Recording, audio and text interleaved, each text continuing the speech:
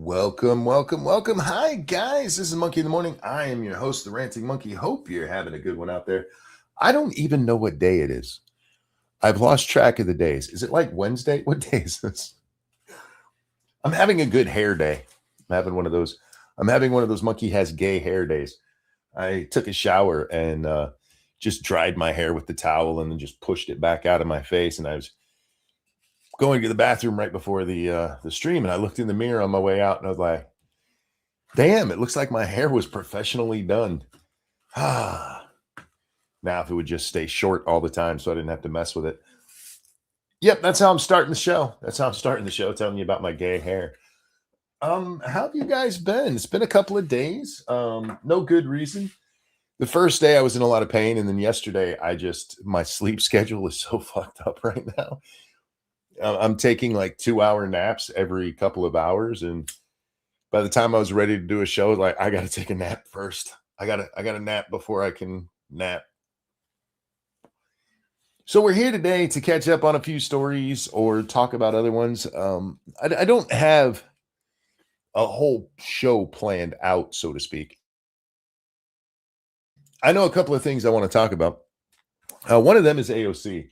Now, the AOC thing has been brought up a couple of times because she's an idiot and everybody knows I like to make fun of this idiot. But her words alone have not, whoops, I did not mean to stop sharing screen. That's my bad.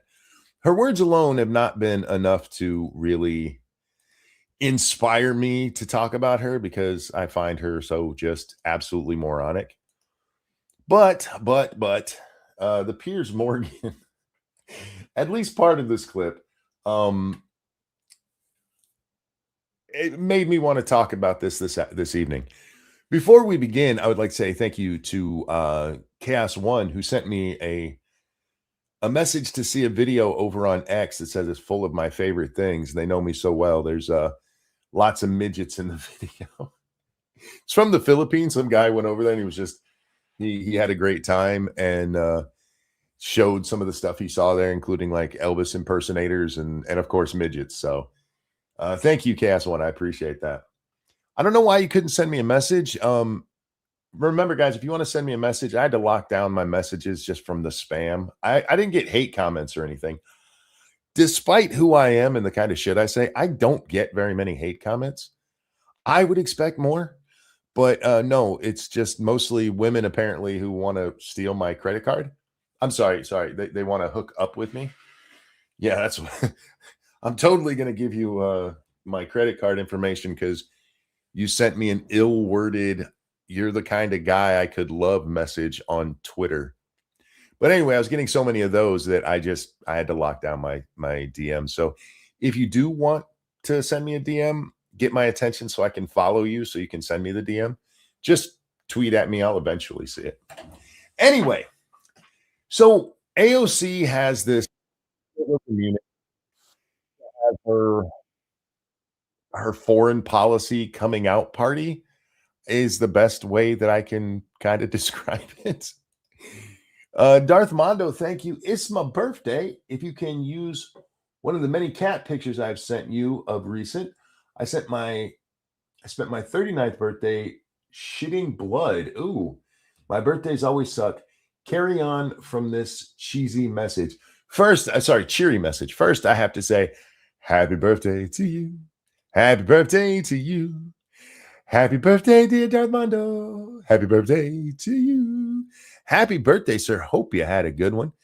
Unless it's just now starting, and then I hope you have a good one. Which kitties have you sent me recently? I'll be honest, sometimes I don't use the pictures because I can't blow them up well. I don't even see you in my DMs. How long ago was it you sent me one? It hasn't been that long since you DM'd me. What the hell? Oh, there you are. Okay, found it. Let me see. Yeah, see, like that picture it's too small. What about that one? Oh, that one will work. There we go. We can use this one. All right, and just so everybody can see which picture we're talking about. There you go. There's the cute kitties. Look at the little Kit Kats. And that will be our background screen. Miss Phoebe, we will use you another day. So let's get back to our Piers Morgan thing. So AOC has this coming out party which is kind of funny because she's spoken on foreign policy before, just not very often. Because she's as dumb as she is, she's either her or somebody around her is smart enough to go, "Don't let that bitch talk about this." And it's being theorized that her team told her she needed to go to this Munich thing because she really, really, really wants to run for president. She she jokingly talked about running for president back in what 2020 because she's like, the Constitution says no man can run if he's not 35. Doesn't say nothing about the women's. And that joke turned into a real goal for her. Remember, this is a waitress who auditioned for the part of being a congresswoman. Literally what happened. She was a waitress. The Justice Democrats, the brainchild of Kyle Kalinske and Cenk Uygur, put out a call for people to audition to be, I'm sorry, to apply to be candidates for the Justice Democrats. And in New York's, what is it, 12th or 14th district? I forget. Her brother, AOC's brother's like, hey, my dumbass sister would be great for this. And she didn't even apply herself. So they reached out to her and like, you're not the ugliest woman we've ever seen. Can you say anything smart? And she went, no. And they said, sold. And so she became a congresswoman because Crowley didn't run in his own district. Crowley was the number 3 Democrat at the time in the House. That's the leadership roles. He was number 3. It was Pelosi. I forget who 2 was at the time. And then Crowley was 3rd. And she spent her whole time doing the Mom Donnie, I'll give you everything. And he sucks. Crowley did suck. I'm not going to lie about that. But she was a token candidate. All she had to do was go in there and go, he doesn't like you enough. I'll give you everything. And New York went, yeah, cool. Because that's who they are. I got the magic stick. What's the magic stick? Isn't that like something you use to clean your clothes? AOC studied international relations. She should ask for a refund. Yeah, I've seen recently people talking about her having studied international. I thought she was an economist. I thought she studied economics in college at Boston University. Anyway, I'm not as interested in what she said, although we will watch it. I'm more interested in this tard at the end here defending her. So this, I don't know this guy's name. I've seen he's kind of like that Brian Shapiro guy. I'll learn his name just because it keeps popping up. But I don't know who he is. But he recently had that interview with Obama. You know, the one where Obama tries to pretend like he wasn't the deporter in chief. Remember when that was one of their bragging points? Obama, he got rid of more. How can you say we're not doing anything? He was the most deported. Wait, we're not supposed to like deportation. Oops. Oh, I'm so sorry to hear that. Jay Richardson, thank you so much for that donation. Um, I don't know how to address that. Jay lost somebody close to him. Can we get some F to pay respect for? That sucks, man. That just really sucks. And these are those times where I hope there's a heaven so I can say I hope he's in a better place. And Pumpkin Trucker, thank you. YouTube notification, AOC is a blithering. In related news, water is wet. Yeah, look. It's been a long time since I had AOC in a thumbnail where I got to call her a retard. And I love that I've become a fan of Always Sunny in Philadelphia because now I know the term donkey brained. And since I've always called her a donkey, it works out very well for me. Anyway, this idiot on the end is going to defend what AOC says. And if you guys haven't seen what AOC said, here it is. would and should the U.S. actually commit U.S. troops to defend Taiwan if China were to move? Okay. Should the U.S. should and could, or could and should, or would and could, I forget her wording there. But basically, if China invades Taiwan, should the U.S. send troops in? It's a pretty easy question. Is that his name? Brian Tyler Cohen. Yeah, fuck that guy. He's as retarded as she is. Anyway, this is on the international stage. When you're talking about international politics as a U.S. politician, this is a question you're going to get asked. This is not something that is surprising. Over the last probably 20 years, there are two major foreign policy questions that always get asked. One is about the Middle East. What should be done in the Middle East? And that's taken many different terms, like, do you believe in a two-state solution? What do you think should happen? The Middle East always comes up. The other one is China. What should the U.S.'s policy on China be? Currently, we take the one China policy. That is that there's one China, and we do that because even though we all know that Taiwan should be separate and that China is a bunch of shitbags, we don't want to provoke China either and have a fight over a tiny little island and possibly go, nuclear winter over that stretch of land. Now, there are moral questions in there, of course. Should we just let China roll through there? I don't know. Probably not. But then we shouldn't have let the Maoists rise, and that's it's a pregnant lady we can't unfuck right there. But this is not something that should surprise anyone going to a foreign policy conversation as a U.S. politician. This has been a talking point, a question that's asked of candidates for decades. It's not new. This isn't even like Russia and Ukraine, right?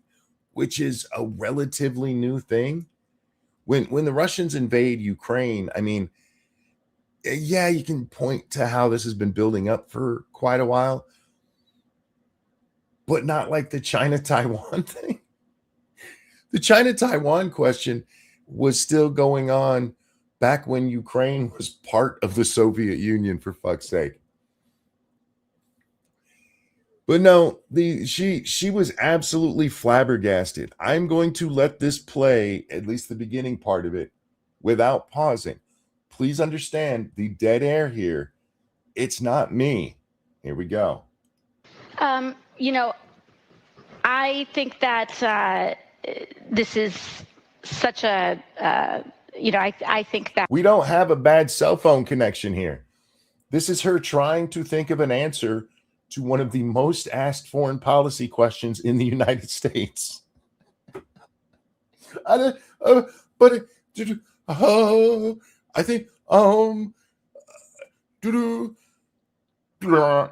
expected the old internet hooking up sound to pop up here. This was so bad. And her answer actually, believe it or not, gets worse than this. It gets worse than this. This is the best part of her answer. Okay. This is of course a very long-standing policy of the United States. Stop right there. You were asked if the United States should commit troops to Taiwan, and she said, this is a long-standing policy of the United States. No, it's not. It is decidedly not.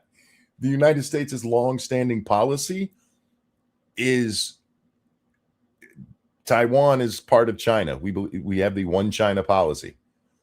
Now, I know what she's trying to say here, but she's a retard, so she can't spit it out. She's trying to say that the one China policy is the U.S.'s policy on this.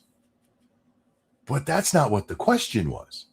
The question was, should the U.S. send in troops if China goes into Taiwan? And she's like, that's long-standing. Okay, I get that you're a retard and that you're a bartender way in over your fucking head. You weren't even good at bartending. We've seen you do it.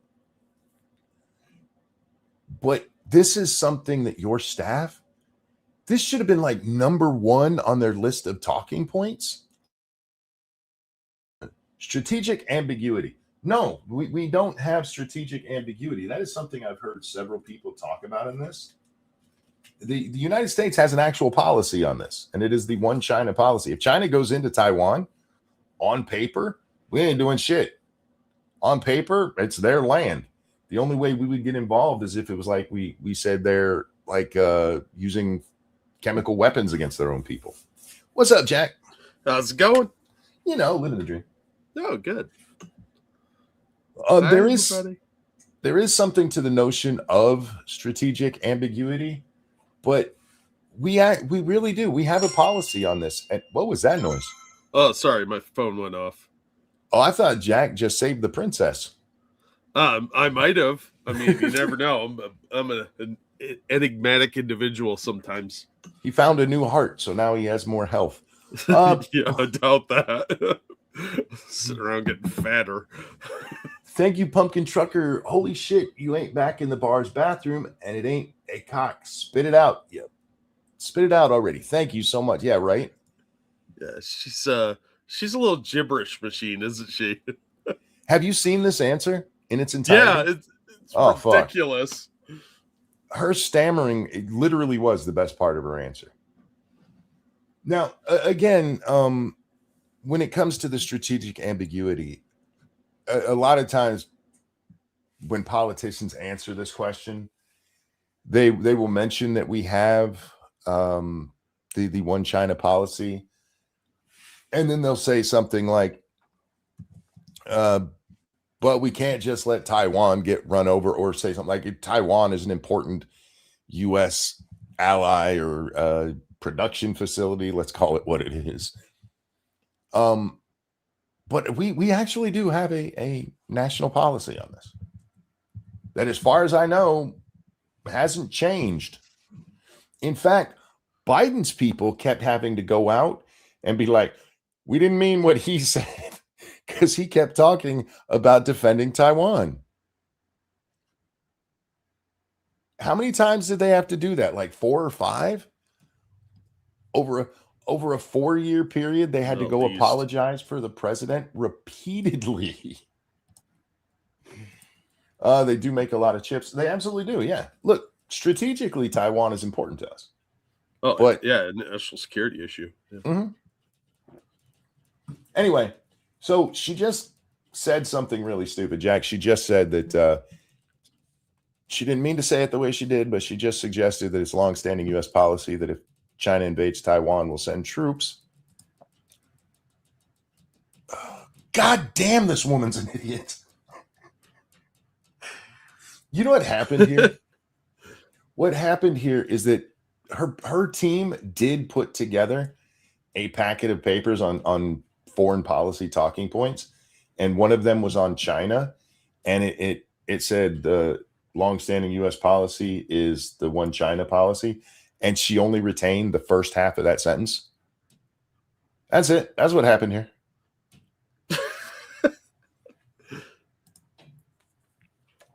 All right, let's get on with her answer.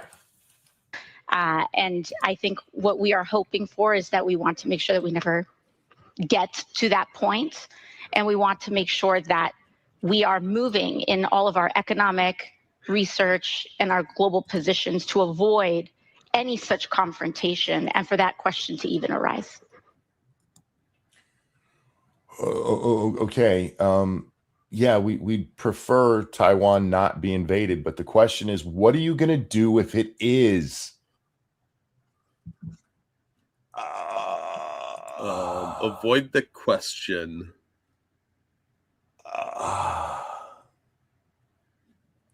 Look, as a U.S. politician, it is best if you hedge this question. The whole strategic ambiguity is for politicians speaking. To be like, Look, this is our policy, but I mean, it is a strategic thing. It's a hard question. It's a hard question. And you know what? Yeah, Go ahead, bud. Oh, I don't think she's that smart, though. Strategic not. ambiguity is for people that are reasonably intelligent. She's just saying word vomit to try and sound smart. She's intellectually ambiguous. Yeah, The woman's a retard. Okay. Yeah, I was gonna say it doesn't seem all that ambiguous to me, but what's up, Satsu? How you doing, my friend? hey, Satsu. Okay. Now, Piers is going to ask Blair about this, and I don't really care about Blair's answer. But we need to see it to lead into, what was his name again? Something Tyler Cohen? Somebody help me out in chat.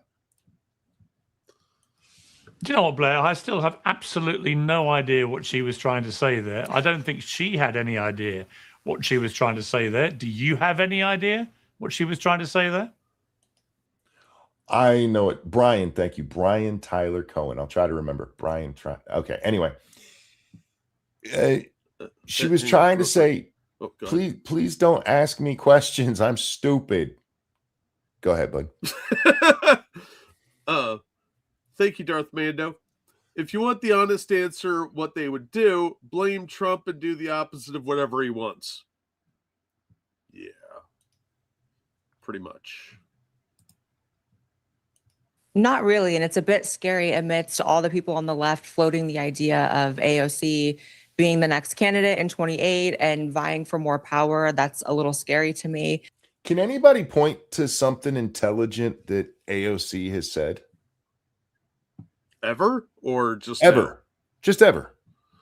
And I'm being genuine here. Oh, I got one. It's hypothetical and I can't verify it, but she probably at some point said, I'll meet you in the men's room in 5. Was that an intelligent thing to do, though? I'm not saying it was an intelligent thing to do, but it is an intelligently crafted sentence. And that was what you said, was has she ever said anything intelligent? I mean, her sentence was a full sentence that she just said. There was just nothing to it because it's retarded, because she's retarded. I don't understand. Yeah, and that if you're putting it in contextual sphere, then yes, no, she's never said anything intelligent in her life. You are correct. How broadly are we defining intelligent? Makes sense. That's my in this context, just saying something that makes sense. This is the woman who grew up middle class, who pretended she didn't know what a garbage disposal was. I'm still not ruling out the possibility that she doesn't understand what it actually is. It's like that call to Mr. Obvious. I think of that every time. We're like, yeah, every time I put something down the set, I try to turn the light on and I hear rah, rah, rah, rah, rah, rah, from the bottom of the sink. Fair. I think there's a raccoon in there. Should I put my hand down there? No, caller. It's one of the best Mr. Obvious sketches. And yet we elected her. New York's is it the 12th or 14th? Somebody help me on that, because I used to know that. I think it's the 14th, but my brain is like, no, I think it's the 12th. I hate when my brain second guesses itself. Well, usually you're right the first time, so it happens to all of us, but yeah, dude, I don't know what's in the water in New York, but it's very toxic and hopefully not contagious. These are the kind of people. I mean, Nancy Pelosi said it herself. A glass of wine could get elected Democrat in New York's 14th. Yeah. Or she said water. My bad. I'm just thinking of the drunk and replaced it with water. Anyway. So I don't really know. Does that mean that she would or she wouldn't? I guess I don't have many thoughts about that clip other than I don't know what the hell she was saying. Okay, now, Brian, he's going to come to AOC's defense. Now, will he explain what she meant, or will he bring up Trump to try to distract? Oh, I'm going with choice number 2 there, Monkey, or B, as the case may be. I feel like you've watched ahead. No, I didn't even need to phone a friend. I'm surprised that Anna Kasparian is sitting there so quietly with a slight smile on her face, like, oh, thank God I don't have to answer this. Well, actually, okay, I've only seen half of his answer, and that's when I paused it. I'm like, fuck it, we got to watch this. From what I've heard, Anna actually gets into an argument with him over this. Oh, good. Join us, Anna. Because join us on the right. Anna's a lefty, but she's slowly getting smarter. Yeah, I think she's getting a little burnt out with defending all the stupid, retarded shit that's going on. Anna's realizing something that Shu realized a long time ago. You can have lefty views and not defend the absolute retardedest stuff you see. Yeah. You don't have to be that fucking retarded and make them turn you into a tard. Yeah, then you're just a random useful idiot. And what good is that in life? Since Anna's a white woman, I do want to point out that my daughter did get back to me. On the last show, I asked my daughter if she agreed with me about white women, and she said yes. Oh, well, very good. But she has to deal with a lot of white women, so she knows. Yeah, well, I mean, unfortunately, we all do. They can't all be sexy Asian babies. Kasparian has a pretty good head on her shoulders these days. She's still a lefty and still defends indefensible shit. I almost said undefensible like I'm AOC. But she's smarter about it now.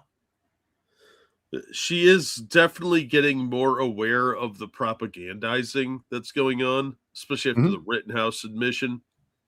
Yep. So I think she is being a bit more critical. It's a slow process for some of these clowns.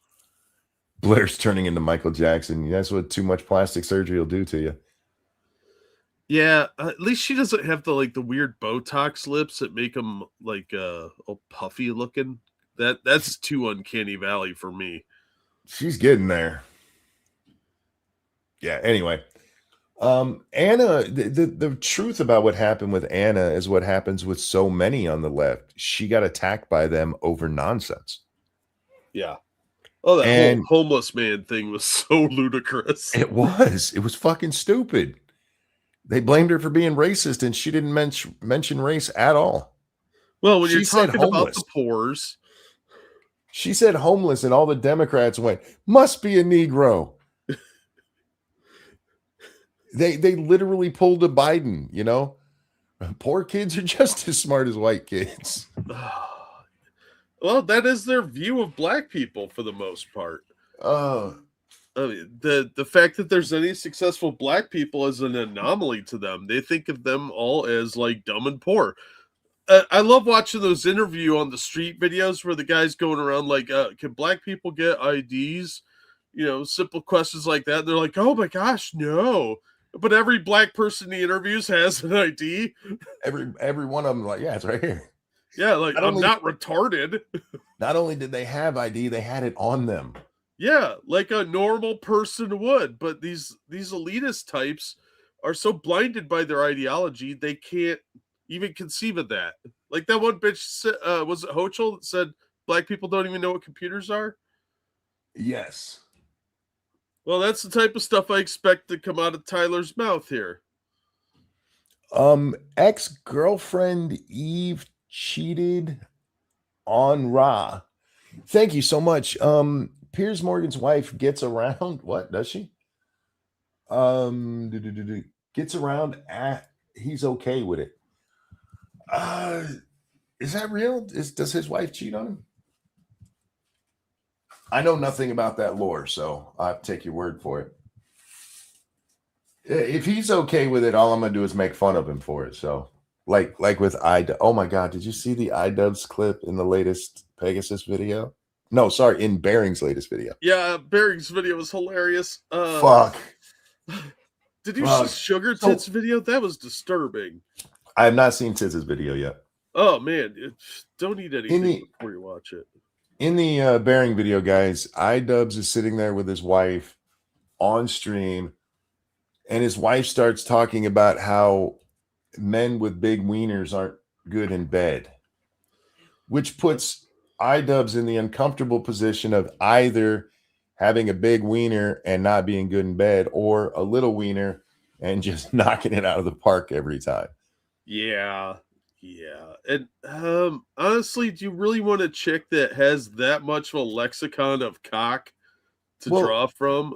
I mean, she is an OnlyFans girl, but she starts talking about how 9 and 10 inches is just a little too much and how it hits her cervix. For the record, you do not need 10 inches to hit a cervix. No. And I can prove this medically. Do you know how they check for when babies are coming? They reach their fingers into the cervix to feel how much it's expanded. Yeah. Unless all doctors are Mr. Fantastic, I'm pretty sure it's a reachable thing. It's not even doctors, it's nurses, and they tend to be female, so they have even smaller hands and can still feel the cervix. Ooh.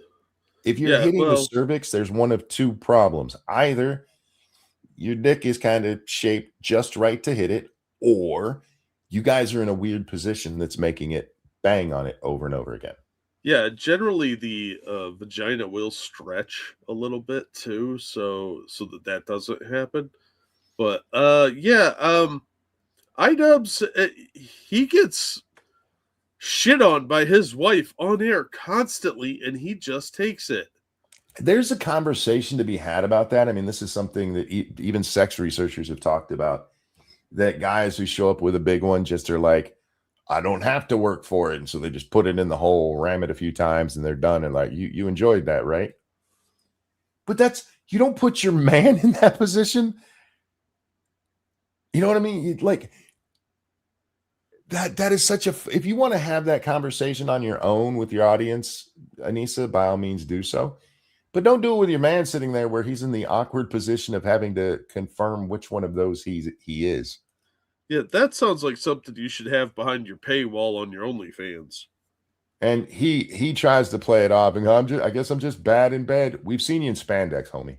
Yeah. You know Conway Twitty. That's all I'm saying. We know the answer there, okay? Anyway, back to Brian here. He's going to tell us it's not fair. Oh knows.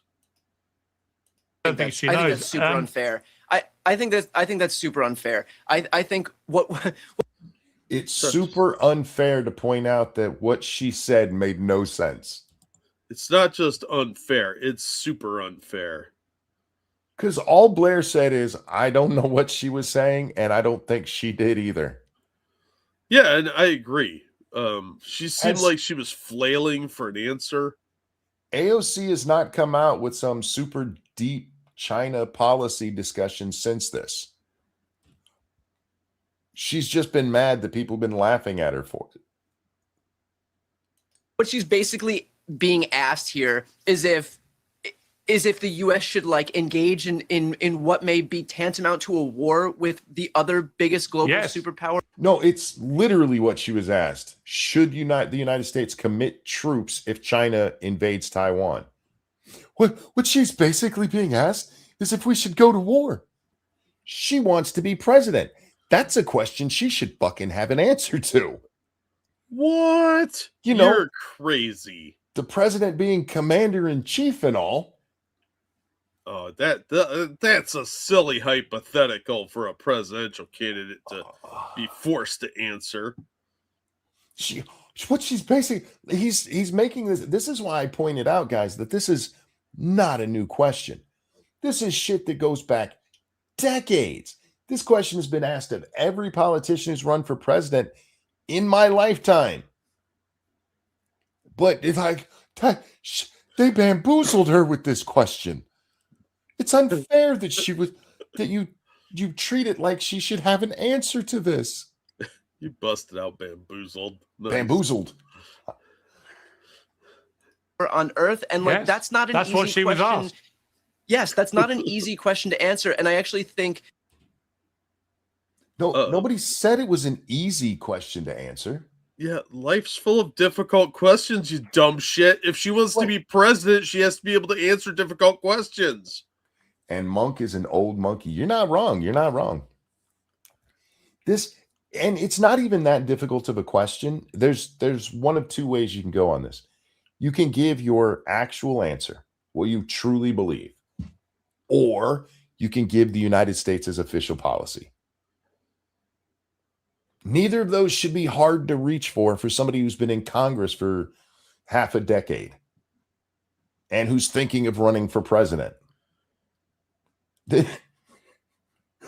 It's unfair that she was asked this. It was unfair that Bill Clinton was asked if he got his dick sucked, because that's nobody's business. This is a perfectly valid, should have been expected question. 2028 ticket will be Kamala and AOC. AOC, I don't think AOC would take second place. No. But I cannot tell you guys, I am dead serious that I want her not just to run, but to win the nomination for the Democrats. I need that to happen because I will have so much fun just watching every day that she opens her mouth. I will have fun up until election night when I have my go bag and an escape plan ready just in case. There is no shot she gets elected. I mean, unless the Republican candidate rapes a child on TV, there's no way. It's very much like there was a story going around yesterday that said, if the election were held today, Donald Trump would lose by 8%. And I saw that. And the funny thing is, all these people talking about it, that actually comes from a bullshit poll last year at this time. Yeah.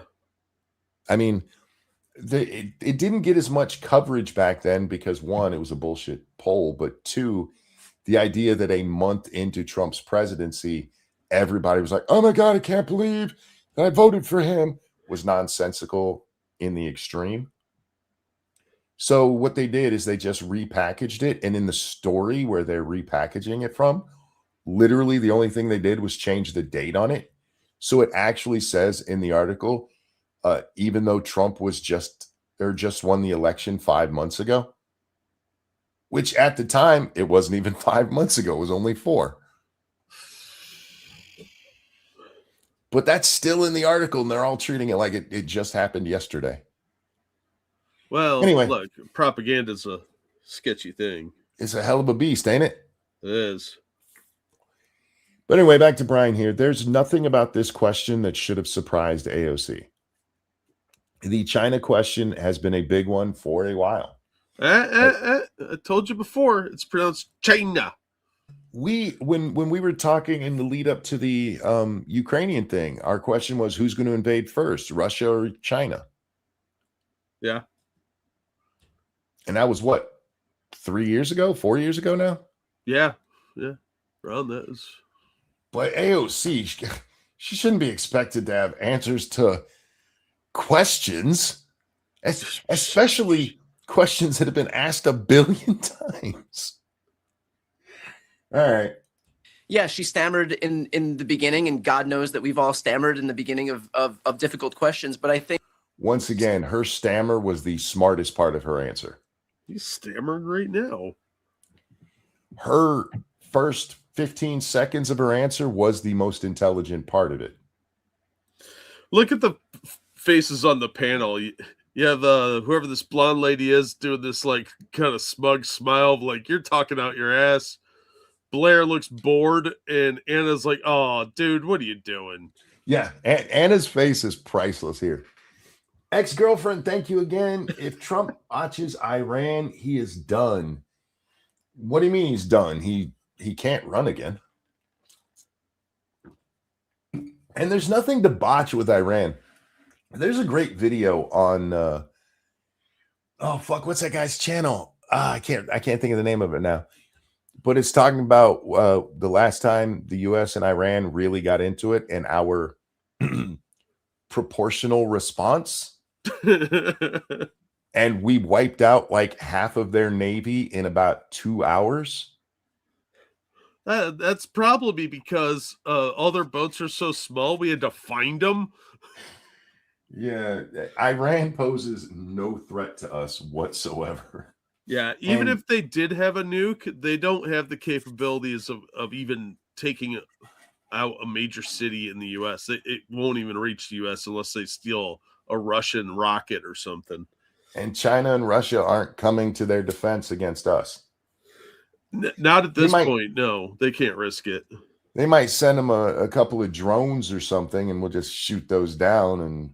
But yeah, they're not gonna like take up arms for them. They're not going to put boots on the ground. No, they'll supply them with stuff as long as they got money, and that's about it.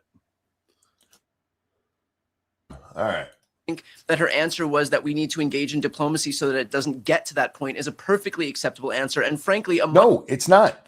No. When the question is, what do you do if this happens? Well, we don't let it get to that point is not an actual answer. Yeah, It's because the invasion. hypothetical is that it's at that point. Yes. much better answer than Donald Trump saying, no, we do need to like annex Greenland or bomb Cuba or take over the Panama Canal. I mean, what are we doing here? Well, there's the answer to my question from earlier.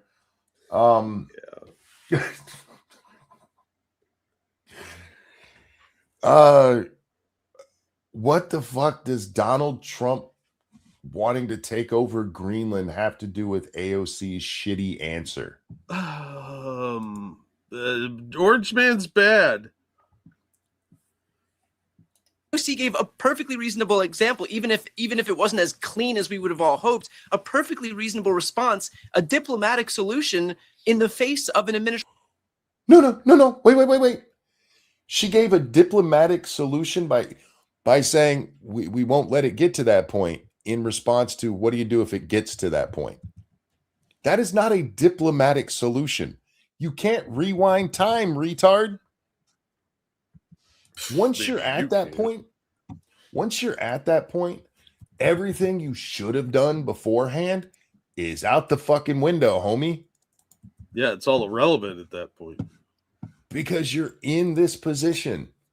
Like, if you get caught with another woman in your bed, your wife comes home, is like, oh my God, you could say, well, what I should do is not have cheated on my wife in the first place. And you'd be right. But that doesn't help you. Because if you look at your wife and just go, I shouldn't have done this, she's not going to go, oh, well, you're right. Okay. You didn't fuck that girl. You're past the point of no return then. You can with the DeLorean. Shut up. Right now that is doing the polar opposite and basically ushering in a new era of imperialism. I would 10 times out of 10, 1,000 times out of 1,000 defer to AOC's answer here as far as... Of course he would. Her answer of, I wouldn't let that happen. All right. And she didn't even say she wouldn't let it happen. She said, I do everything I can to keep it from happening. Okay. Well, what if all the things you did don't work? Then what? Do you just go, well, I would have done something else differently? Jesus Christ, it's a bad answer. And it's okay to just say it's a bad answer. Yeah, just say, look, she stumbled. It happens to all of us. She got a little flustered. Yeah, these things happen. Nope. Go down fighting. They can't do that with AOC because if they start admitting she's an idiot, she has nothing left.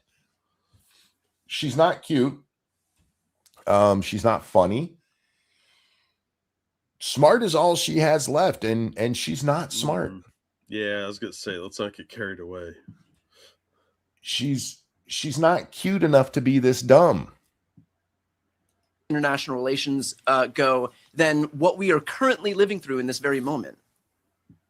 I think I may have just heard a false choice, Brian. And you know that. And hang on. Shut up, Piers. Let her get him. Let her get him. See, I haven't seen the rest of this, so I'll be interrupting him as well. Leave her alone. She just said something very intelligent. It's a false choice. We don't have to pretend that what she said isn't stupid. We need to make better decisions. Do you know how many Democrats need to hear this? You don't have to keep choosing really bad heroes. Hang on, Anna. We do, though. We need to have higher standards for Democrats. That's the problem, though, Anna, and you're going to find this out if you keep trying to be smarter than you used to be, is that you can't have higher standards for Democrats or you'd have no Democrats. Right now on Twitter, there's a guy named Brian Krasenstein who's going after Trump for the Epstein files. Brian Krasenstein, a man who said it's perfectly okay for a grown man to have his dick in a child's face in public. True. You can't have a better class of Democrats because they suck. Thank you, GG. I remembered an old saying every time AOC talks. Better to remain silent and thought a fool than to speak out and remove all doubt. Indeed, indeed. One of my favorites, actually. Ex-girlfriend, thank you again. AOC was smoking. No, she wasn't. No, she wasn't. AOC has always been ugly. And yes, some filters are her smiling, twirling in one video. You can pretend she's cute because, you know, the human eye can't keep up. But that bitch has always been ugly. My problem with it is she got fat. She hasn't gotten fat. That's a false option. I agree with you in regard to the Trump administration's penchant for war. I think that's very clear right now. But in regard to Democratic candidates, we have to stop providing cover for their mediocrity. That answer. Yup. And if you do that, then Kamala Harris was never your candidate. Don't worry. I know that Democrats are not smart enough to get smarter people. But Anna's right. If they wanted to win, they would get smarter Democrats. Problem is they wouldn't be Democrats if they were smart. Was terrible, and you know it. So don't provide cover for it. So tell me what you think would have been a more acceptable answer.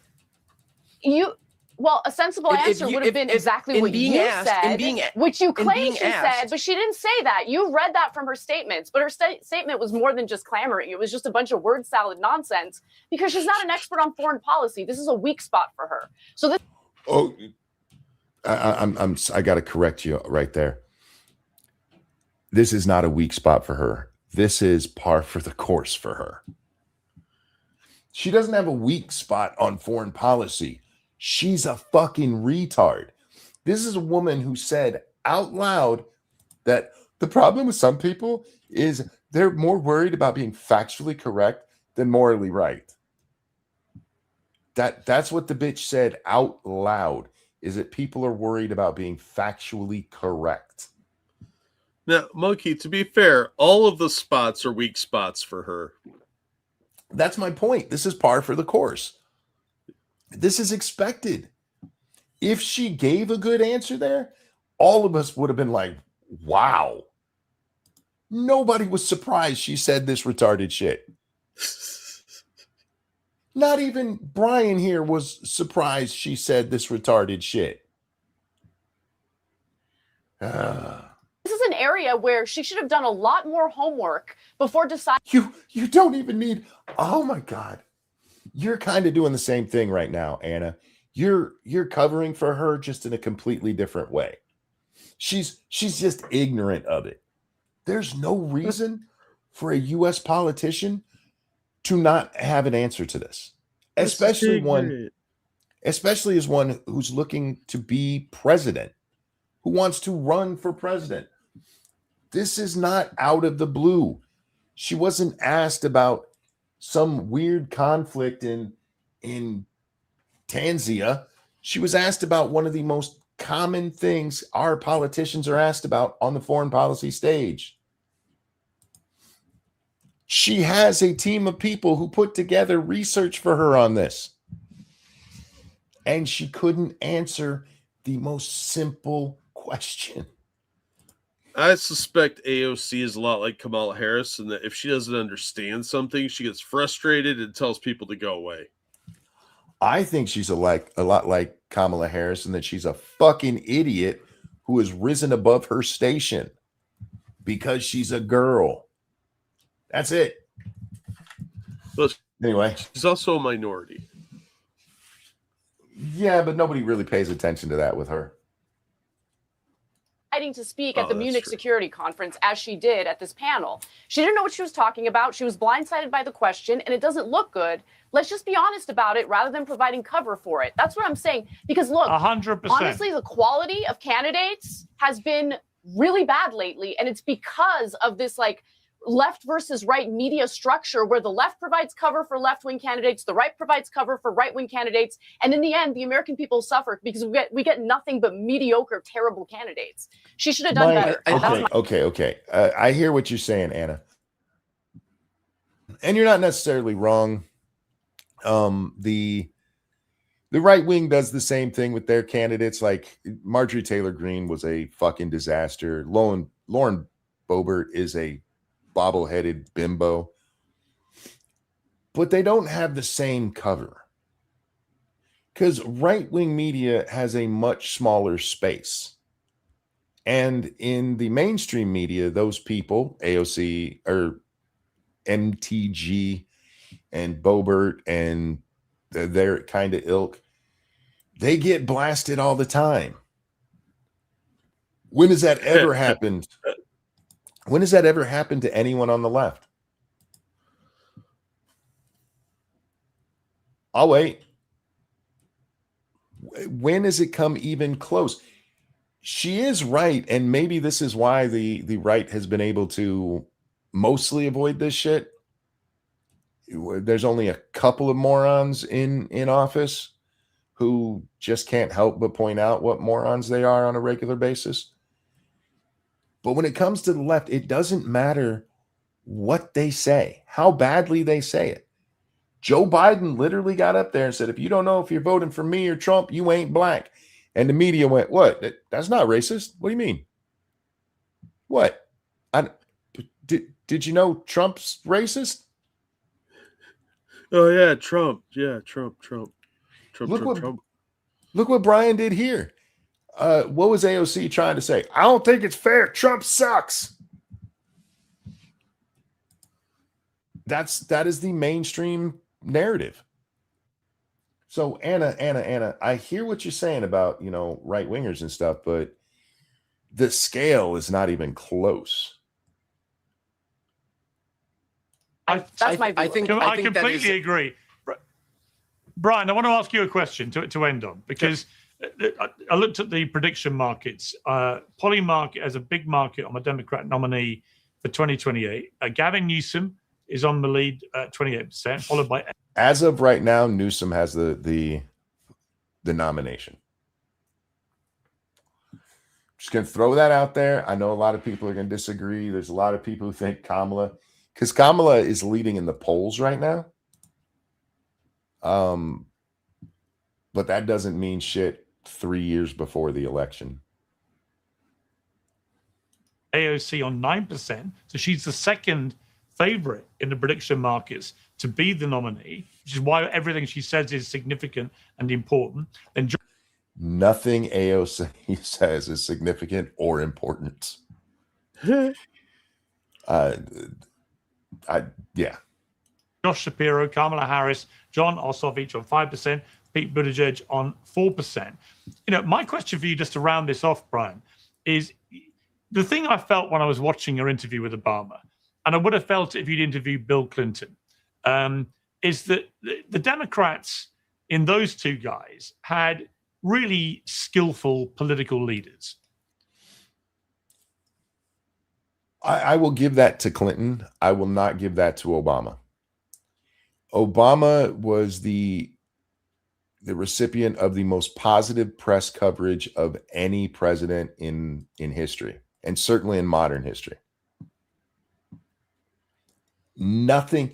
This is a man who's on tape saying he's for single-payer healthcare, and when he was asked about it, said, "I never said that." And even though it's on video, the press in its entirety said, he never said that. It's on video. I am for a single payer system. I didn't say that.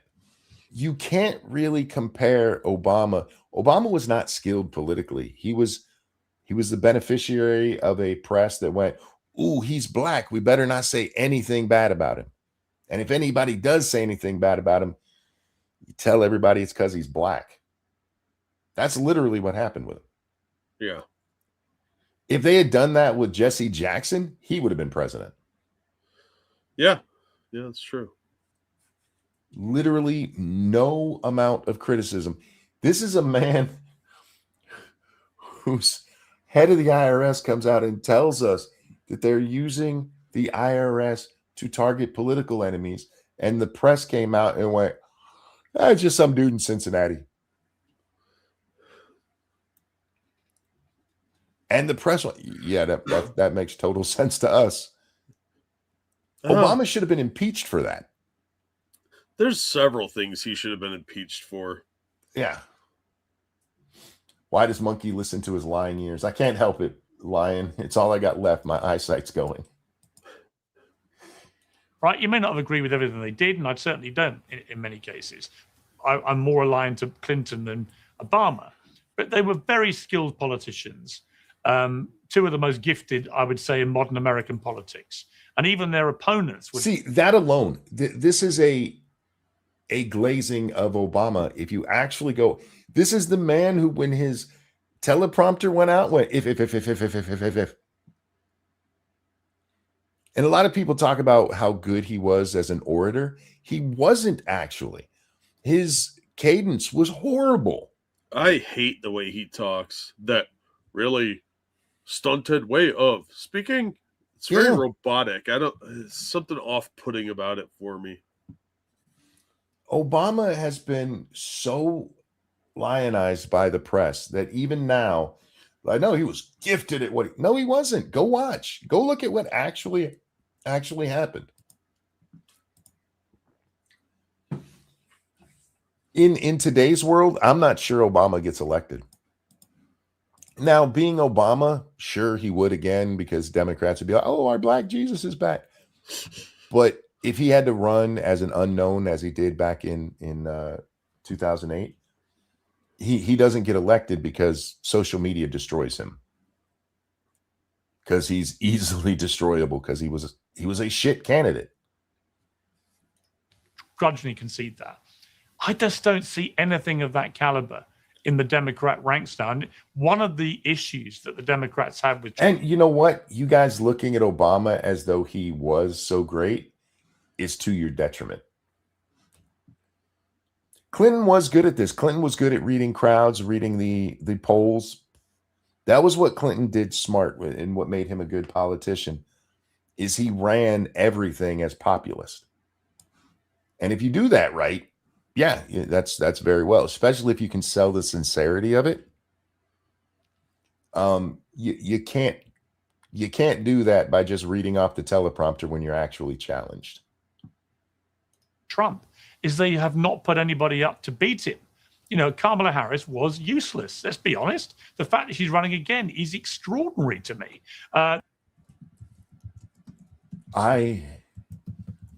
I would love just a 2-person Democratic Party nomination of Kamala and AOC.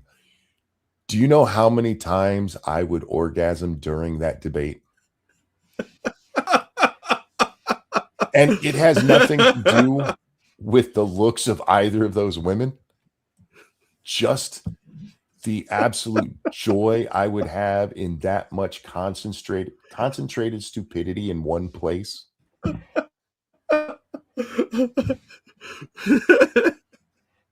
I would have to get plastic wrap to secure my keyboard and keep it from getting gummed up.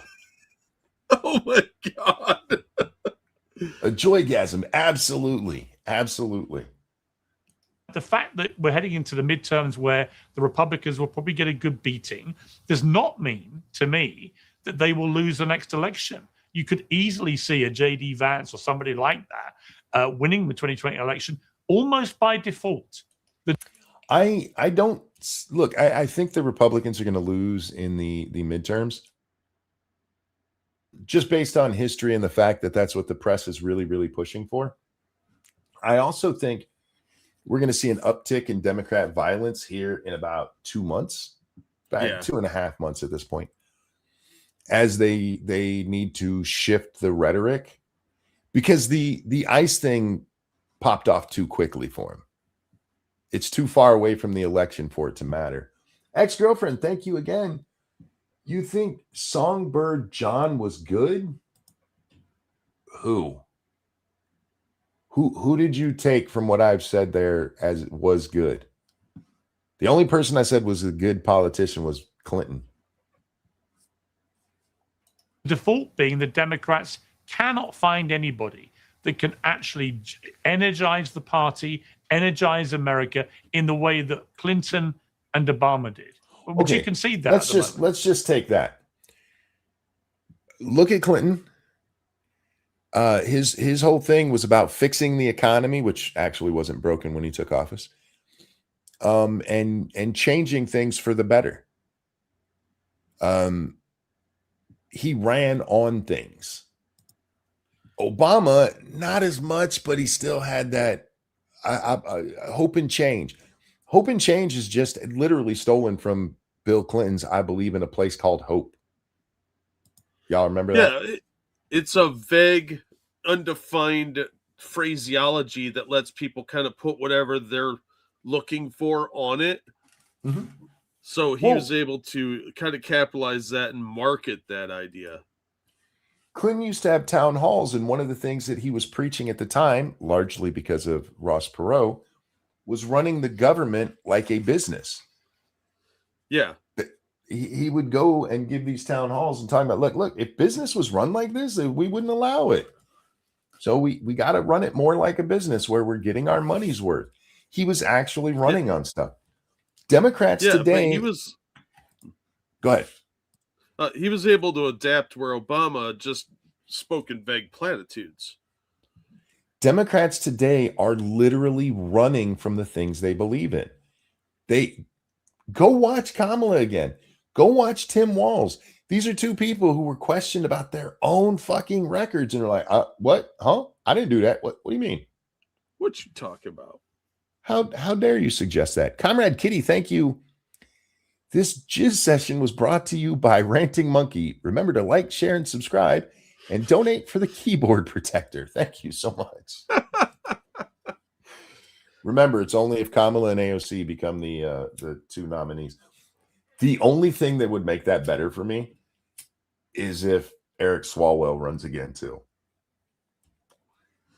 I would love to see Eric Swalwell up on a stage with AOC and Kamala and not be called the misogynist piece of shit that he is. Anyway, guys, just for the record, I am not talking about Clinton as a leader, as a governor, as a executive. I'm only speaking of his political savvy. Please understand there is a difference. Yeah, I think I can't really speak to Bill Clinton because I was too young at the time, but I think that Obama. Did we just invent writing or video or research capabilities or some sort of organization like the internet or a library? I can't speak to those things. I was too young. Yeah, I guess we should never talk about the founding fathers again, Jack. Oh, well, we're too young. We are way too young. We're old, but we are way too young for that. Yeah, no shit. Was a generational figure, and I don't think that we have anybody who can match what he was able to do. And I think a lot of people probably sat there and watched that interview. Wait. It's not that you don't have anybody who can do what Obama did. You don't have the press control you used to have. Yeah, there's not as much fervor around it. People were excited about the idea of the first black president, so they were willing to overlook flaws. Some people were swayed by his allegedly great oratory skills. I think Biden was swayed by the fact that he was clean. How do I put this?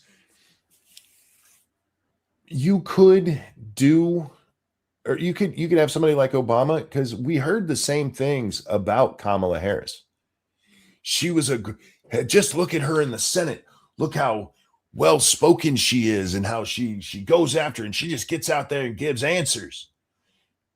And the media tried pushing that shit. The media tried pushing that shit so hard that 60 Minutes changed the answer she gave.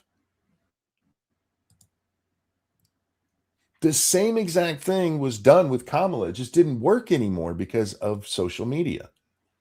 That's the difference. It's not that Obama was such a great person. If Obama had the same scrutiny from social media that Kamala has, he doesn't get elected, even as a black man. Sorry, half black. As did I, in thinking like, why can't we have nice things? You know, like somebody who is, you know, who's got the virtues that he has. And do I think? Wait. Can we go back just a second? Think that we have anybody who can match what he was able to do. And I think a lot of people probably sat there and watched that interview, as did I, in thinking like, why can't we have nice things? You know. Didn't you just say that she gave a good answer? You're thinking too much again. He literally just said it was a fine answer. I'm thinking that was 5 minutes ago, a long time ago, monkey, in the long ago. Did he just get struggle sessioned in front of us to admit that she sucked? I think so, but we're not allowed to admit that. Damn, man. Anna took your balls and slapped you with them. Well, like somebody who is, you know, who's got the virtues that he has. And do I think that we have anybody who can match those virtues right now? And I don't think so. What virtues? Speaking well? Is that a virtue? Yes. I've heard that patience is a virtue. I've never heard that reading off a teleprompter is. Well, these days literacy is getting more and more rare, so it wouldn't surprise me if that's become some sort of achievement in life, because people are dumb now, and he looks sort of slow. You know, luckily we have a primary process that's going to play out over the next. Kind of a sore spot for Democrats. You might know how to bring that up. Yeah. Primaries don't mean a whole lot to them anymore. Oh, hey, real quick. Thank you, Darth Mando. Just remember, before he thought he was good for a black man, he claimed it was a gay man with AIDS. That's right. Biden's a piece of work, man. Indeed. 3 years where people are going to be able to hone their skills, and I hope they do. But I think hone their skills. Okay, let's, for argument's sake, go with this idiot. The whole problem there was just her stammer, not her lack of a fucking answer. Yeah, not cohesiveness to that babbling nonsense she spewed. This is a woman who has plenty of experience speaking in front of crowds, plenty of experience being questioned. What more experience does she need to be able to answer a simple fucking question, Brian?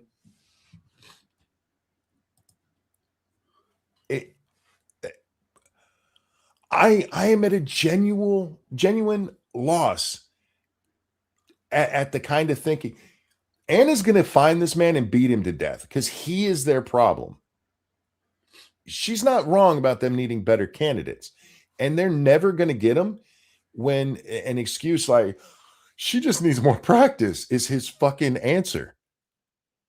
She doesn't need more practice. She's retarded.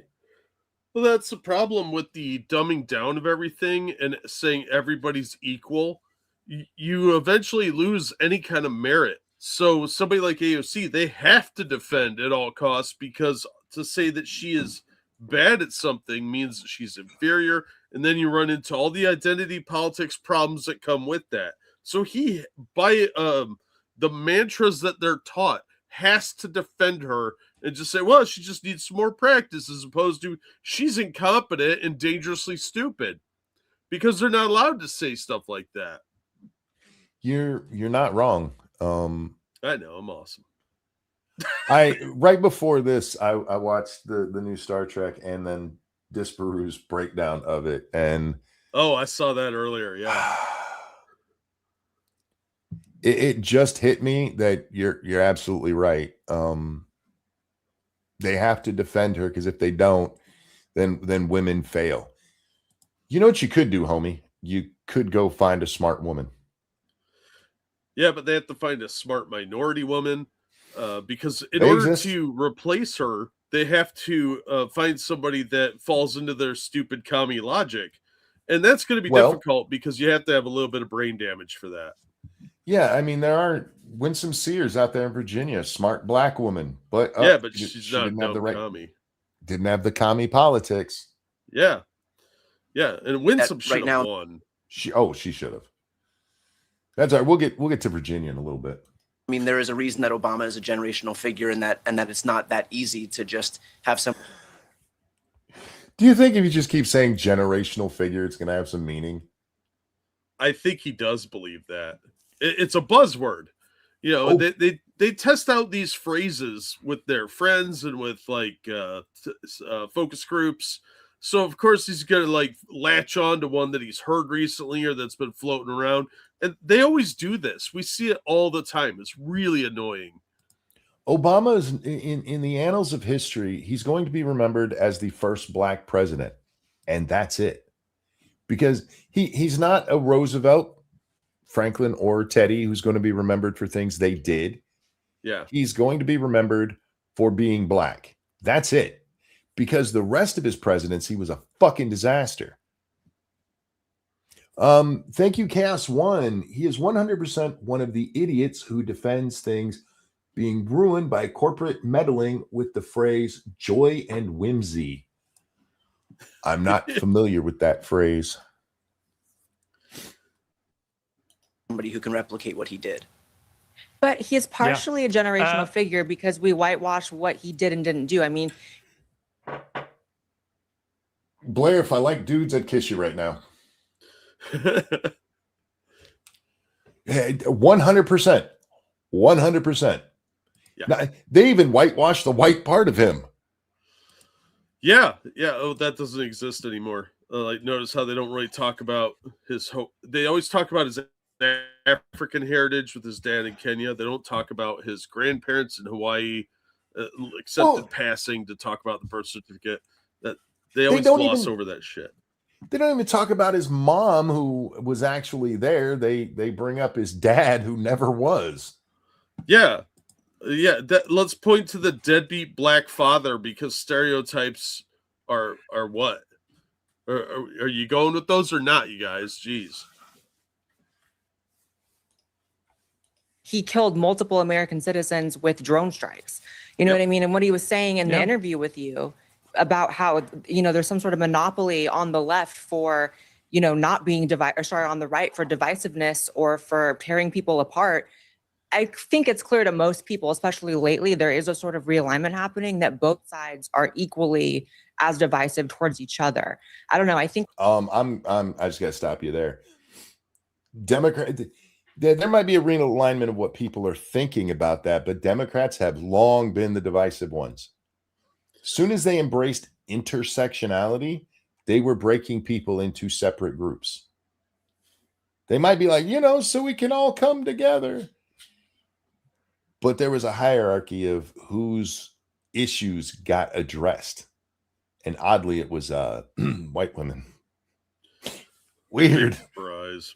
Shocking that. They seem to be kind of the core troublemakers lately. Mm-hmm.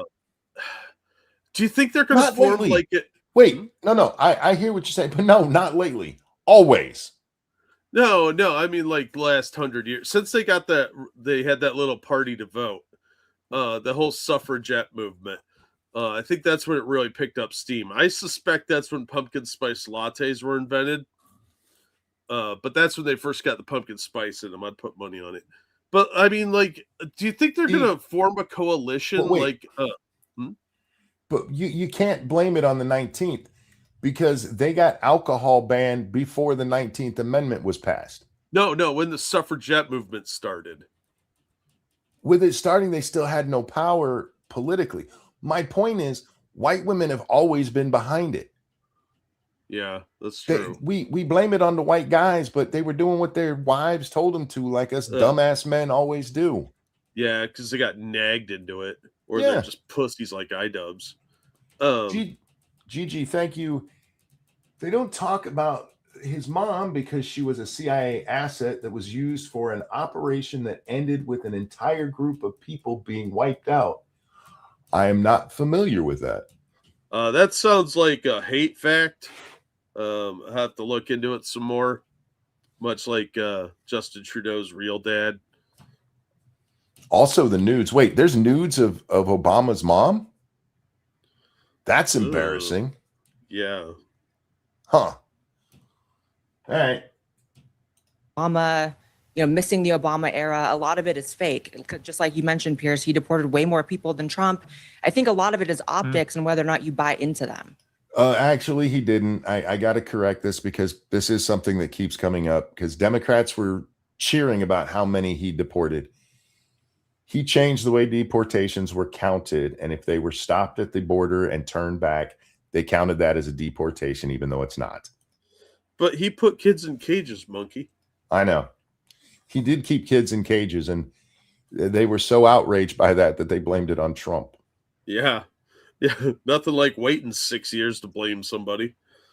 But it is something that needs pointed out. Obama did not deport more people than anyone else. They just changed the way they counted what deportation was. Yeah. Obama was a shitty president who did some really blatant constitutional violations, and he got away with it. Yeah, I think he was disagree. a more skillful politician. But look, unfortunately, we run out of time, Brian. Look, I began by saying I really enjoyed. Well, Brian was going to disagree, and of course he's going to be wrong because Brian has showed us one thing, and that's that he's a fucking retard. Yeah, you're getting beat down by Anna Kasparian and Blair White and whoever the other chick was that didn't even really say anything. I mean, the other chick, I didn't watch all of that, but I've seen her before, and if I remember, she's one of those really dyed-in-the-wool lefties. Shocker. Yeah. Anyway, you get people like AOC because of people like Brian. And that Democrats get what they deserve. Yeah, unfortunately, they drag the rest of us with them. Speaking of getting what they deserve. Fucking hell. Sorry. No, you're fine. This is about the age verification with websites. And there's a bill going through the Minnesota House. Or that is Minnesota, right? I think so. Yeah. Anyway, going through this state house where they want to make it so if you have adult content on your website, if you have porn on your website, there has to be age verification. And this lady has a problem with that. You mentioned the Paxton case. Sorry, this is as loud as I can make it. I will try not to talk too much. And the AGs in many states are very clear about that. They're almost jubilant about being able to use these laws to ban young people from accessing content that could be educational. Lawmakers are almost jubilant about using laws requiring age verification to keep children from seeing porn, which could be educational. There's a lot of education in a black leather couch.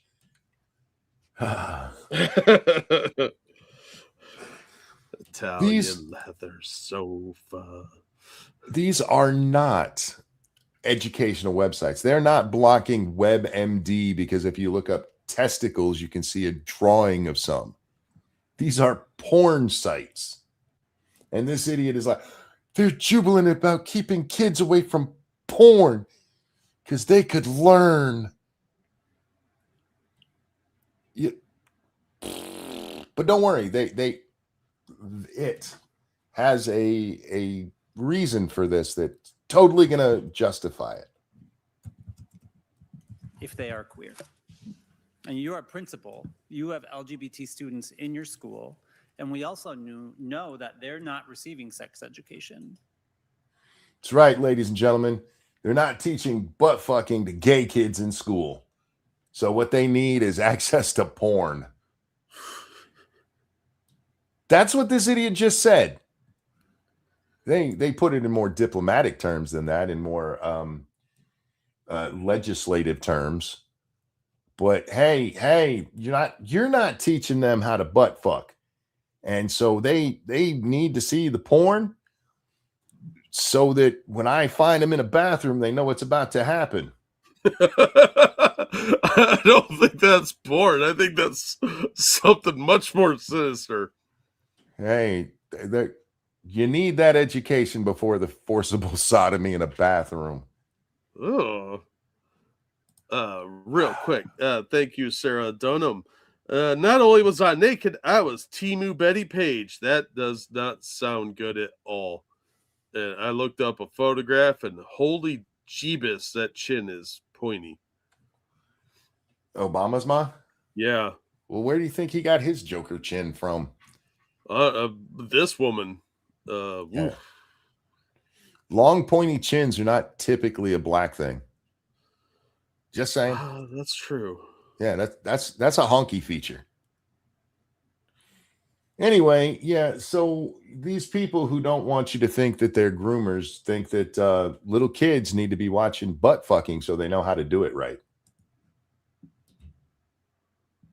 Feel like there's some mixed messaging going on there. Can you imagine? Oh my gosh. Can you imagine making the argument that kids need access to porn? That's what they're doing here, and trying to dress it up in some nonsensical education garb. Like, yeah, no, they need sex education. Yeah, that's what I've learned from porn. Every time I get a pizza, somebody shows up with their dick in it.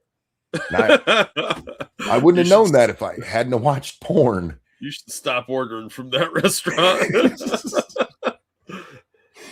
Ty, right? Thank you so much.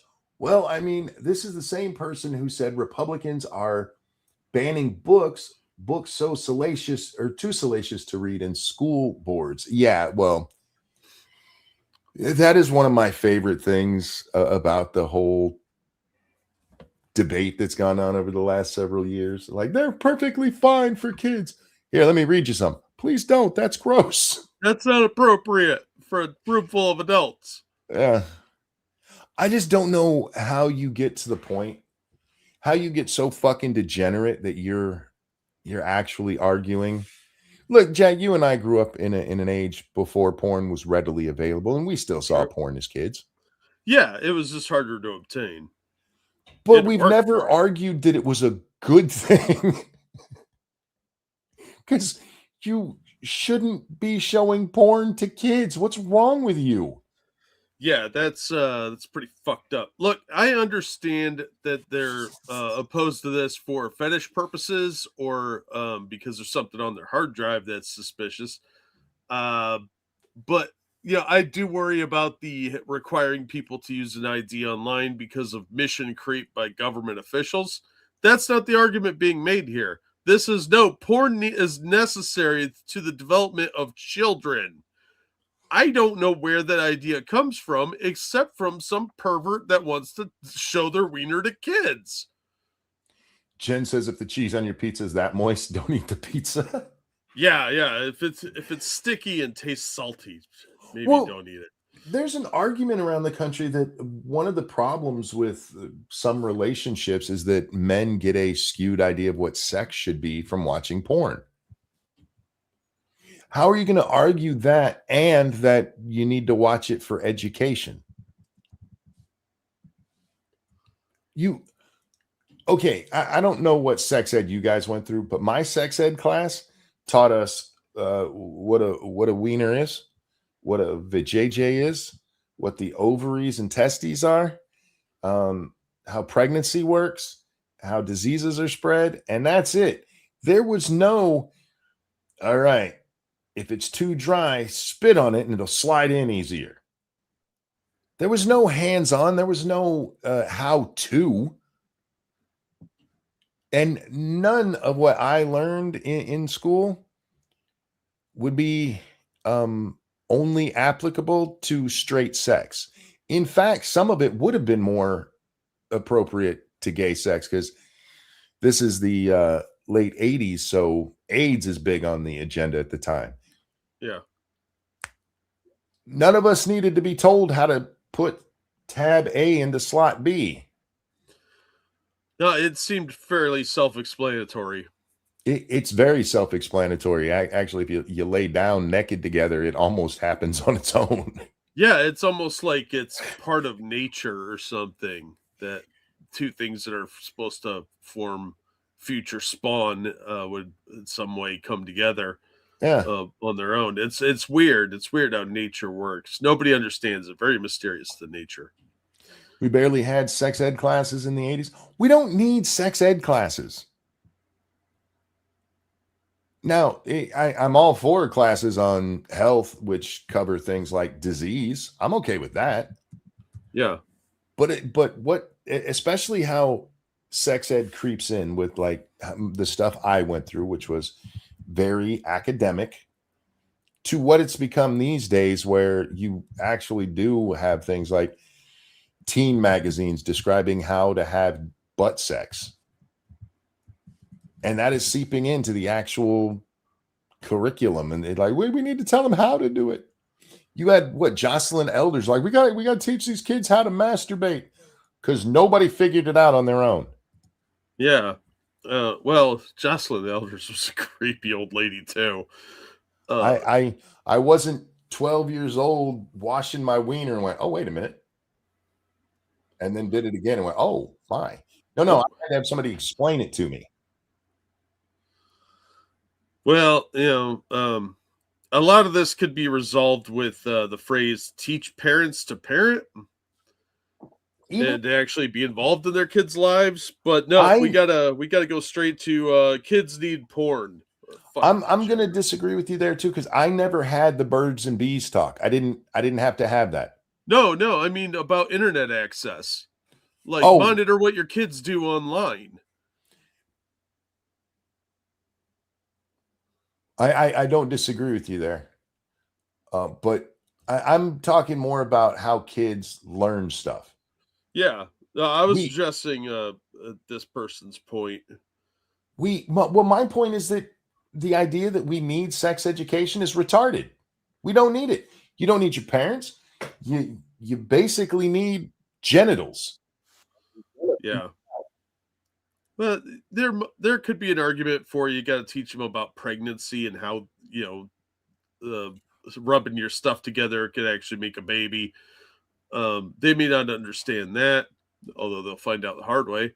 But and how to use a condom, I suppose. Well, condoms come with instructions, but you can have if the point is STDs and pregnancy, that we need to teach them about that. That's literally less than a 2-minute conversation. If you have sex, you can get pregnant if you're a girl, or end up with a baby if you're a man, or you can get diseases.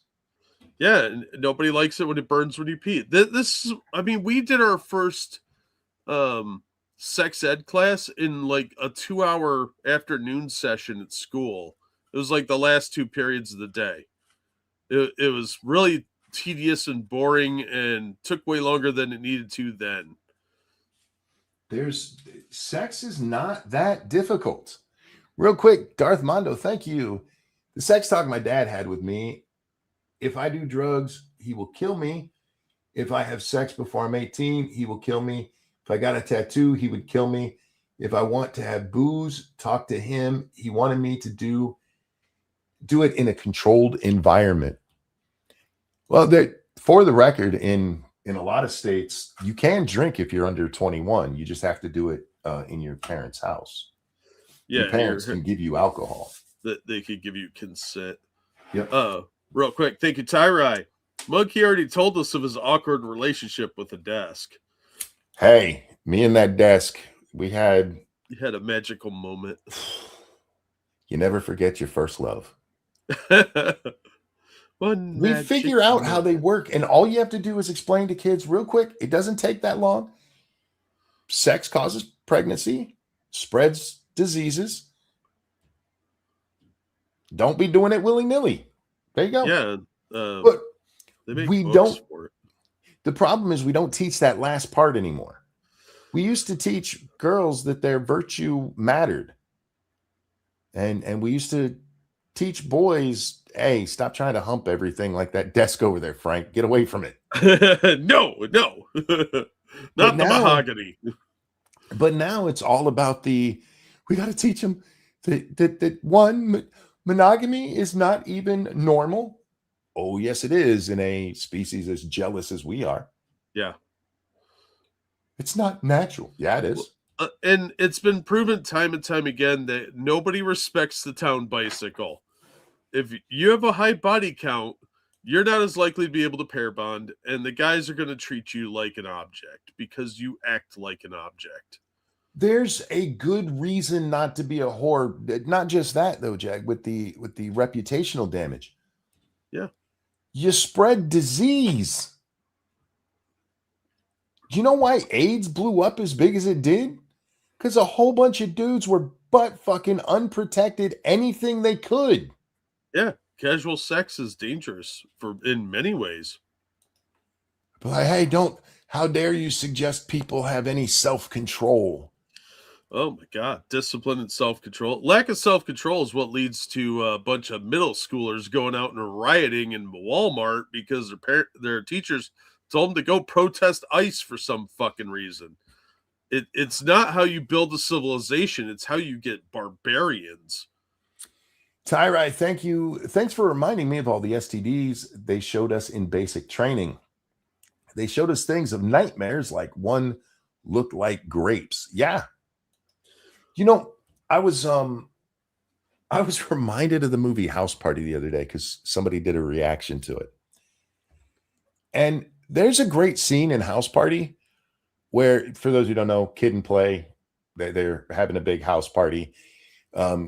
Kid hooks up with this girl at the end, and they're about to do it, and he pulls a condom out of his wallet, and he opens it up, and it's all dried and crusty because he's had it forever. And he goes to say to her, well, have you ever, and he's going to say, done it without one. And before you can finish it, no. We used to teach that, like, hey, do not have unprotected sex. It was even in media. Yeah. And now it's like, oh, well, Tina got knocked up, but you shouldn't judge her for that. There's no reason for unwanted pregnancy in 2025. We're in 2026. In 2026. Well, there was no reason in 2025 either. There was no reason in 2020. Yeah. I mean, you could go back probably 30 years and say that. The birth control's been around for a very long time. It's just people being irresponsible, which probably does explain the giant syphilis outbreak in Seattle right now. Well, that, and it's Seattle. Yeah, because they're all a bunch of fucking degenerate scum out there. And apparently syphilitic ridden. Pumpkin Trucker, thank you. All right, kids, tab A goes into slot B. If she screams in pain, you missed. Try again when she stops crying. Now, here's some pictures of what herpes does to your pecker. Yes. You want to stop kids from having unprotected sex, especially when they're, in high school still. Show them those pictures that they show people in basic training of what genitals look like. Yeah, they showed us that shit when we were in school. We had to see like gonorrhea and syphilis and a bunch of other stuff, chlamydia, the whole routine. But, I mean, these are people who poo-poo the idea of abstinence teaching. Don't teach kids not to have sex. Well, why not? Are you wanting to have sex with them? Yeah, well, it doesn't work on all of them. Well, it's not an all or nothing deal. If it works on some, because it will be like, look, this may not be a good idea because here's the consequences of sex. Yeah. We don't teach consequences for anything anymore. No, kids are going to do it anyway. One, not all of them. Way less kids are having sex than you think, or at least in our generation, Jack. Yeah. We're having sex than you think. Well, statistics are still bearing that out with this younger generation, the Zers, I guess, the Zoomers, whatever they're calling them now. There's some pretty good evidence that the studies of kids who had sex where it's like 50% of kids are having sex, that the kids were lying. Yeah. Well, are you surprised? Because nobody in high school wants to admit that they're not getting laid. It's a social status thing. In my high school, I knew of 5 couples who had sex, and I was part of 3 of them. We had a couple of rather loose-moraled ladies, one of which would tell us all about it during government class, how her boyfriend would do most of the work to the couch in way too graphic of detail. But yeah, it was not nearly as prevalent as people always like to think. No, it's mostly kids who want to have sex but are too nervous to ever actually do it. Yeah. I don't know. I think that people that are like, kids are going to do it anyway, they always have this inflection like they're excited by that prospect. Like, the kids are going to do it anyway. Are you sure you only have 3 kids? Yes, I am. Yes, I am. I knew a guy. This is a true story. He's in my bed with a girl and they're naked. I'm asleep on the floor. I did not approve of any of this. But they are naked in my bed. And he didn't even get to second base. What? Yeah, he was too nervous. You did that wrong. Yeah. But this is the same guy I had to buy condoms for that never actually used them. That's just a waste of money. It was his money. I didn't care. But he was too shy to buy them. And I was like, fuck it. I need condoms. Yeah, you still have to buy condoms. I mean. Yeah. Anyway. This totally not creepy guy in a dress thinks that gay kids really, really, really need to see porn so that they can learn. You know, that's what gives the trans community such a bad name, is all this weird shit involving kids. Yeah. Like I said, they're not doing much to help with the grooming tag. What do you expect us to think when your argument is they need to see porn for educational purposes? That's they always say it creepy. I'm with you, Jack. If they'd gotten up there and said, hey, I don't like this because it's government overreach, and then now you have this database of people. It's for porn sites, so I kind of get it. Yeah, but it's always mission creep. But at least then, okay, that's a fair argument.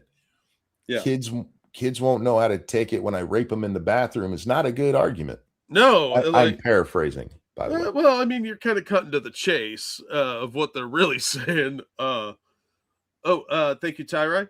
These are adults that are the equivalent in Arrested Development, and as such, cannot correlate actions and consequences.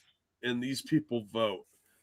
Well, we seem to have that problem quite a bit lately of people being really ignorant of how consequences work. Mm-hmm. So there was a clip I said something about earlier on Twitter that I wanted to bring up, but I can't remember what it is now. Had you seen this before I sent it to you? No. Now, I know you don't really like Caitlyn Bennett, and I don't particularly care for her either because she's kind of annoying, but I could not pass this one up, passing it off. Yeah, this one. All right. Take it away, moron. I would rather have a dead baby. I would rather have a dead baby on my conscience than a baby that has to live a horrible life and get traumatized and for the first 18 years of their life. I wonder if he feels that way about Gazan children. Should you No, kill they're special because they're Muslim and brown. Should you kill a Gazan child because he's going to wake up and live in a genocide? He's going to starve to death? I mean, I'm just saying. So you just come up in the womb and poison them? Yeah, I would. Yeah. Spare them those 18 years. Spare them the 18 years. Because honestly, sometimes I wish I was aborted. I've known you for all of 21 seconds, and I wish you'd been aborted too. I mean, it would probably save people around him a stank, you know. It's nice when we can find common ground. I just want to point out this is clearly a gay kid because he's got the gay accent. Gay people, please stop doing that. You can be like Dave Rubin and just use your normal voice. You don't have to. You don't have to go into the stereotypical Hollywood "I'm so gay" accent. It's not even real. Nobody sounds like that naturally.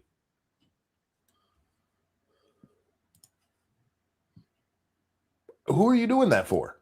That's not even like AOC pretending to be black in front of a black crowd. At least that makes sense. A lisp isn't an accent. But this is a kid, I'm guessing this is at a college looking at the buildings there. He's clearly from a upper middle class family. He's hanging out with other upper middle class kids. Yeah. And his life has just been so hard. He wishes sometimes he'd never been born. This is the kind of shit I've been talking about lately with people exaggerating how bad their lives are. Every moment of my life has been pain. One, fuck you, because mine is literally that. But two, what is it about your life that has been so goddamn hard that you wish you weren't born? You live in America and clearly in at least the burbs. One time my mom this said is more performative bullshit. Yeah. My mom said I couldn't have the latest iPhone because I'd only had this one for 2 weeks. I had to wait another 2 weeks before I got one. You don't understand the trauma. I'm sad for a minute. A whole minute. She just doesn't love me. What? Look, I'm not going to say that there's not people who've lived a shitty existence who honestly wish they'd never been born.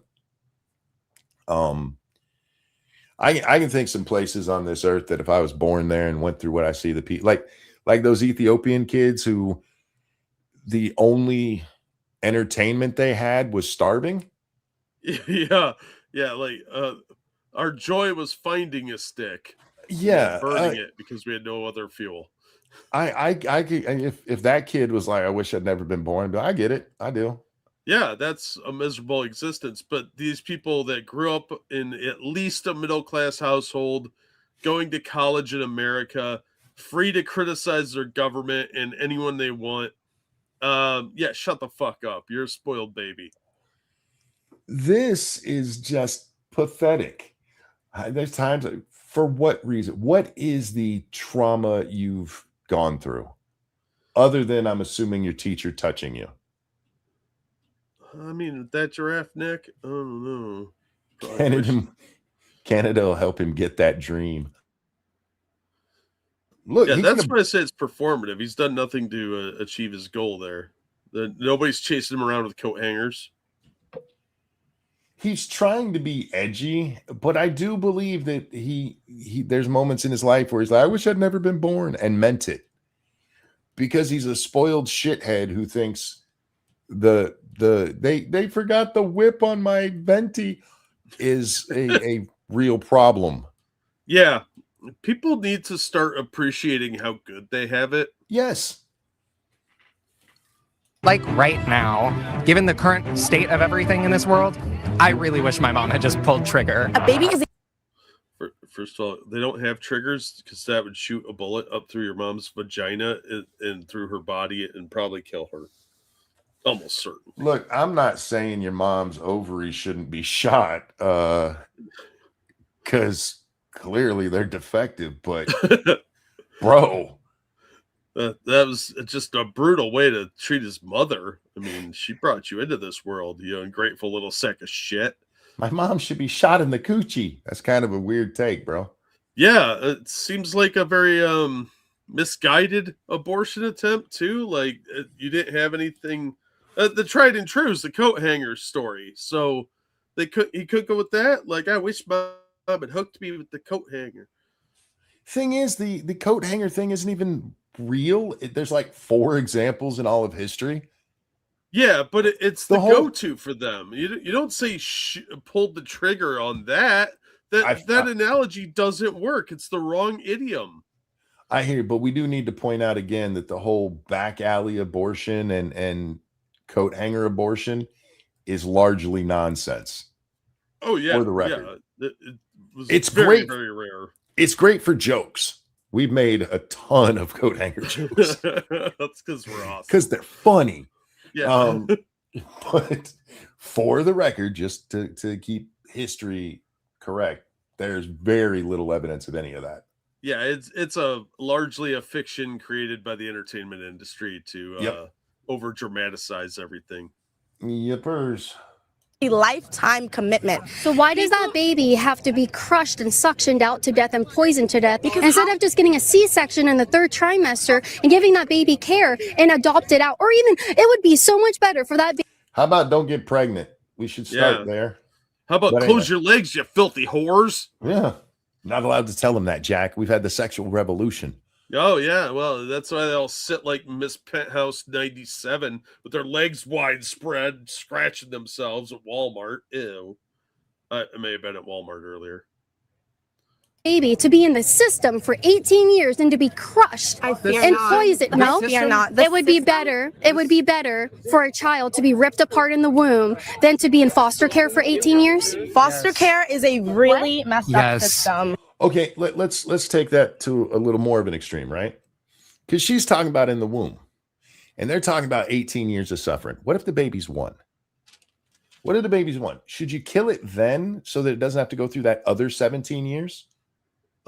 Apparently it would just be a 5th trimester abortion. I don't think that's one of the problems with abortion is at what point do you stop justifying how bad their life is going to be and justify the killing of them for that? So yeah, I think that you run into that problem and it slowly becomes like a eugenics argument. Because they'll easily be convinced that, like, well, that 5-year-old's got it pretty tough. Let's just send him to Canada for the maid. Let's say a mom gets busted selling crack, right? And so the kids have to be taken away. By these guys' own talking points, at that point, foster care is so bad, it's better to kill that child? Well, or send him to jail with mom, I guess. Like it's Peru or something. Yeah, I don't think they understand the consequences of their own logic and the natural progression that can be made there. It's a line of thinking that's incredibly dangerous because once you justify one type of killing, it's pretty easy to start justifying incremental change to it and slowly work your way up. Is there a tipping point? Like, because if you're in the system, you're basically there for 18 years, right? Yeah. So like if you make it to 9.5, is it okay to let you live so that, you're only going through 8.5 years of torture after that? Yeah. What's the cutoff? And I mean, there is statistically a chance you'll be adopted or that you'll be put in a decent home. A lot of the foster care system sucks. I've seen it firsthand, but it's better than being in a crack den. Sometimes not by much, but it's a step up. And some people really do care. A lot of the foster care system is fine and good. Yeah, it may not be the ideal situation, but you're not going to grow up like Hassan anyway, where you have a pony to ride and you can cry poverty later. The man I am named after was my mom's foster dad. I'm not named after her father. I'm named after her foster father. Oh. The foster system, yes. Are there problems? Sure. Yeah, but there are always problems in any bureaucracy. But these people are like, hey, there's problems in the foster care system, so it's better to kill the kid.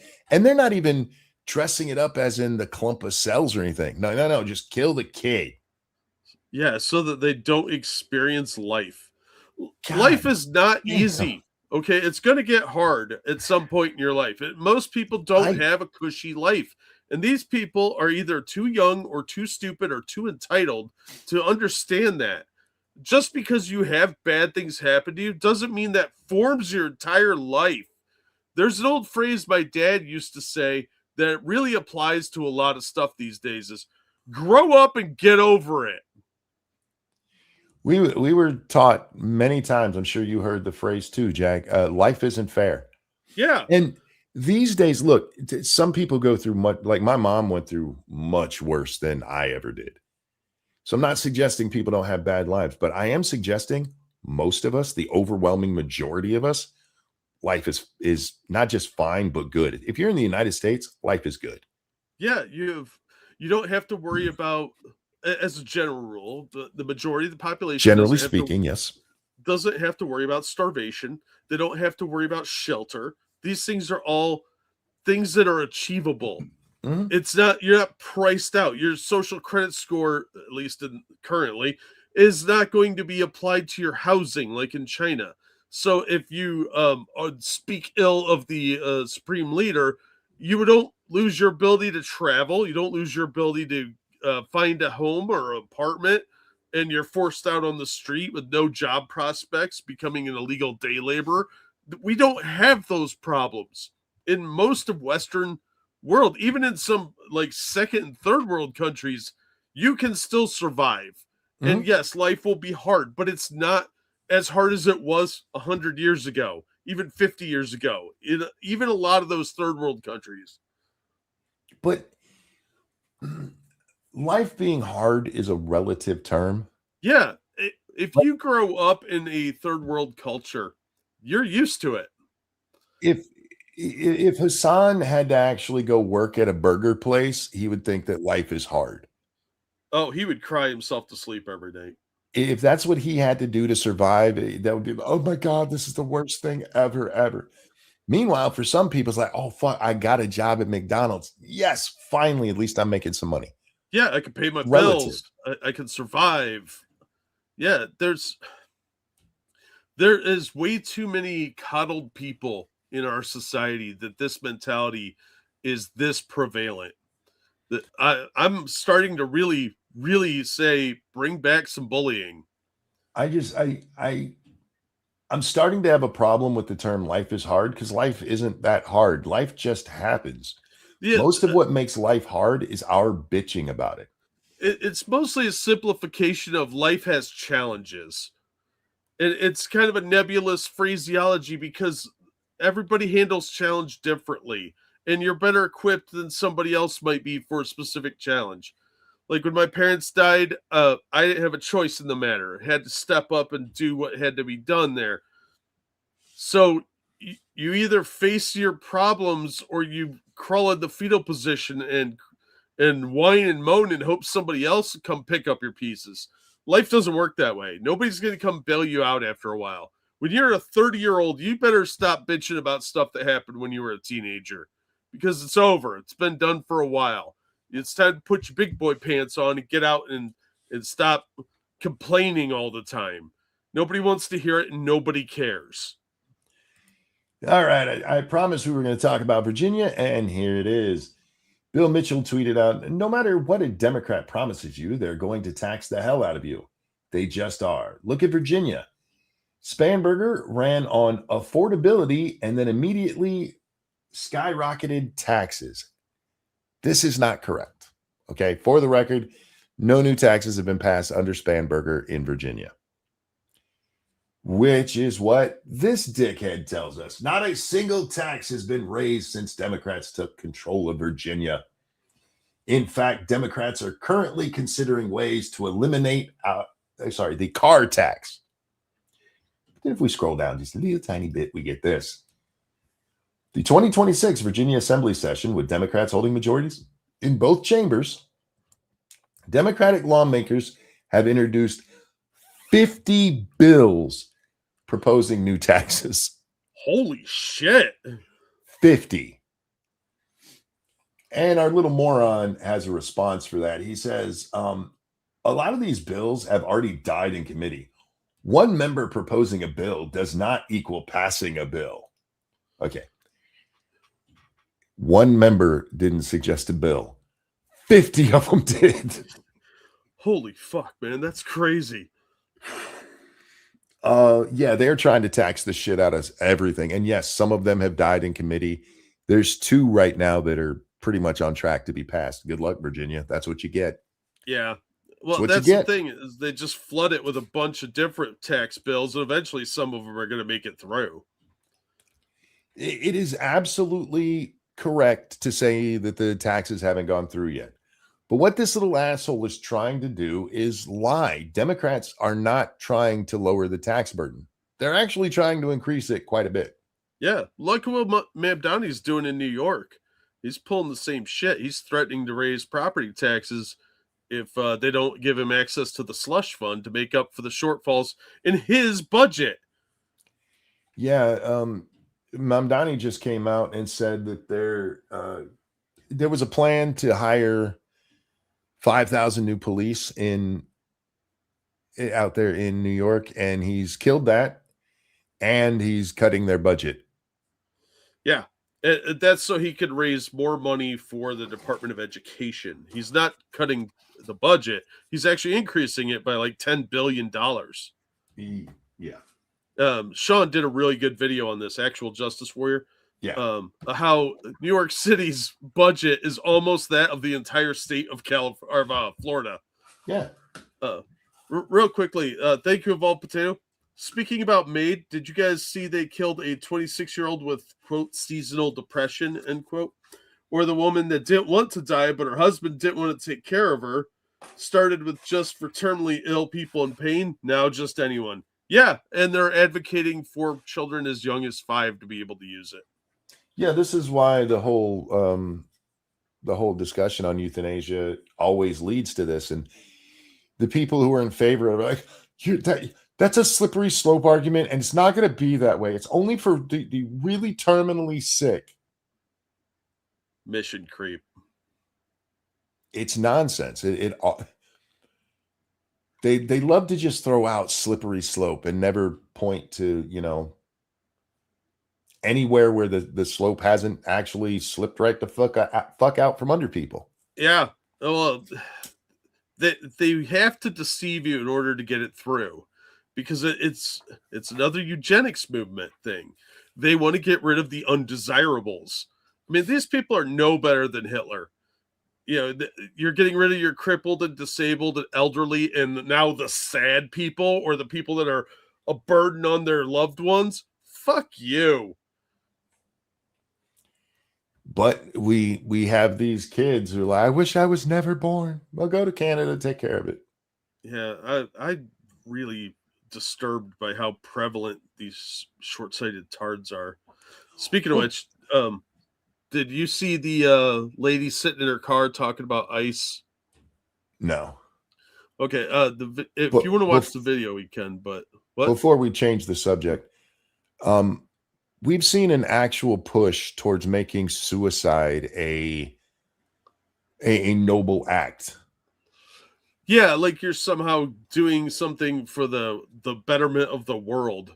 It's very disturbing. Not just that, in that, like, I remember an argument on Facebook back when I was on that platform. A friend of mine's brother killed himself, and she went on there and she put a post where she ripped into him about how selfish and fucked up he was.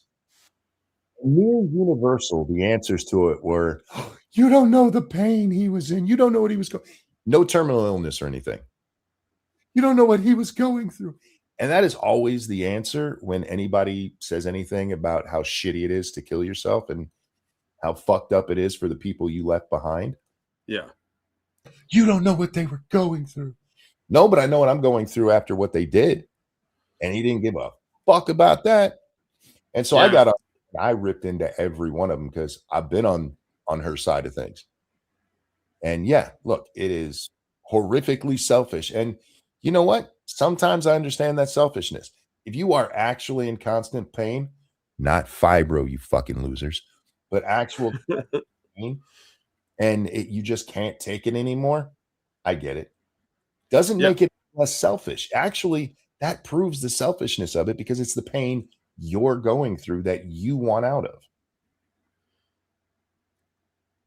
Just because I understand the selfishness sometimes doesn't change that it's actually selfish. Pumpkin Trucker, thank you. One of the new taxes is a tax on repair services. While the Virginia Supreme Court has shut down right to repair, oh yeah, how are those 200% power bill hikes treating you? Oh, damn. Yeah. I've heard some pretty nasty horror stories about a lot of the stuff going on. And the right to repair, that should be a given. If you bought it, you should be able to repair it. Yeah. That the fact that they in any way controlled that is psychotic to me.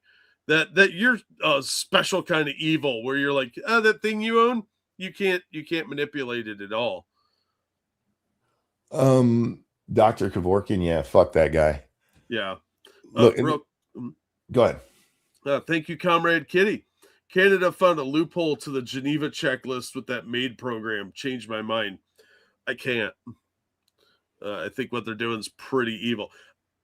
I understand if you're really suffering, like you said, like you have some terminal illness or some crippling thing that's going to slowly kill you, and you check out. Okay, I can understand that. I'm sad.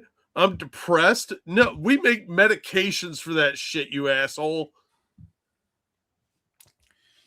Did you hear about Chicago losing the Bears? My home state is only a Bengal tiger away from having football teams that make up half a Russian circus. Gigi, thank you for that. No, I hadn't seen anything about that.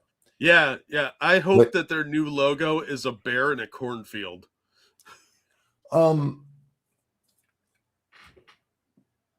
When it comes to the whole suicide thing, there was actually that book and then made into a really shitty TV series or movie, I forget which, 13 Reasons Why. Oh God, yeah.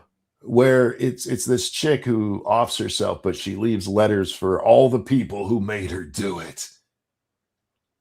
And rightfully, psychologists with a ounce of decency all came out and went, what the fuck is this?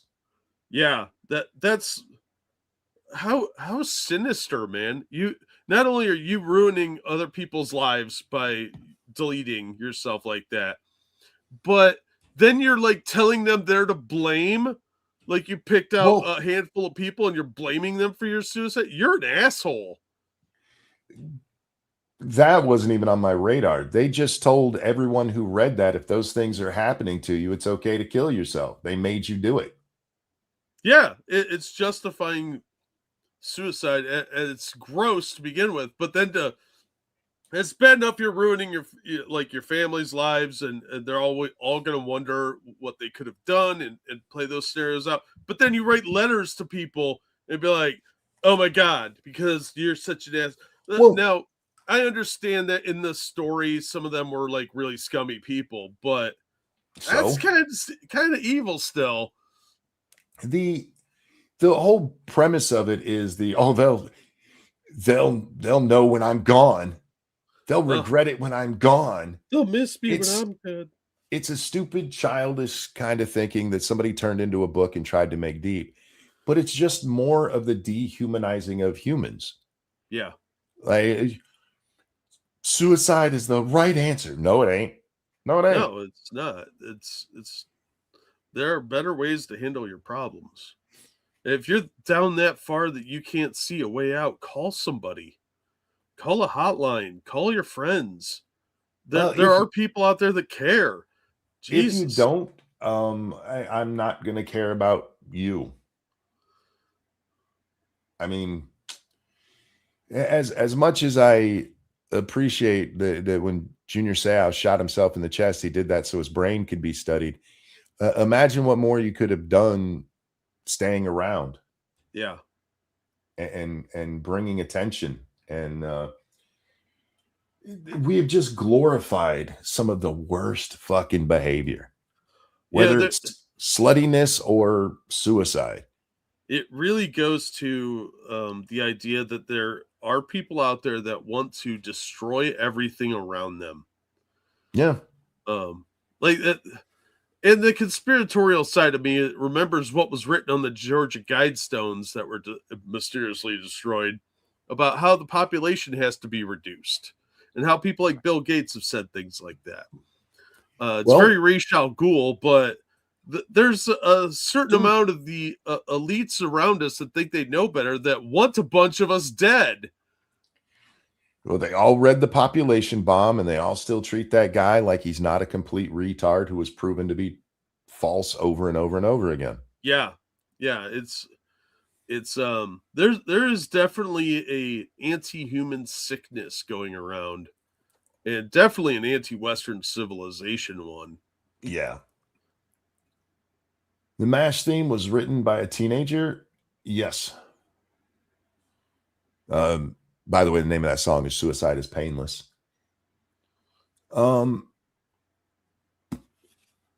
We need to get back on a better path. Yeah. I don't know that we will, because the societal rot runs so deep.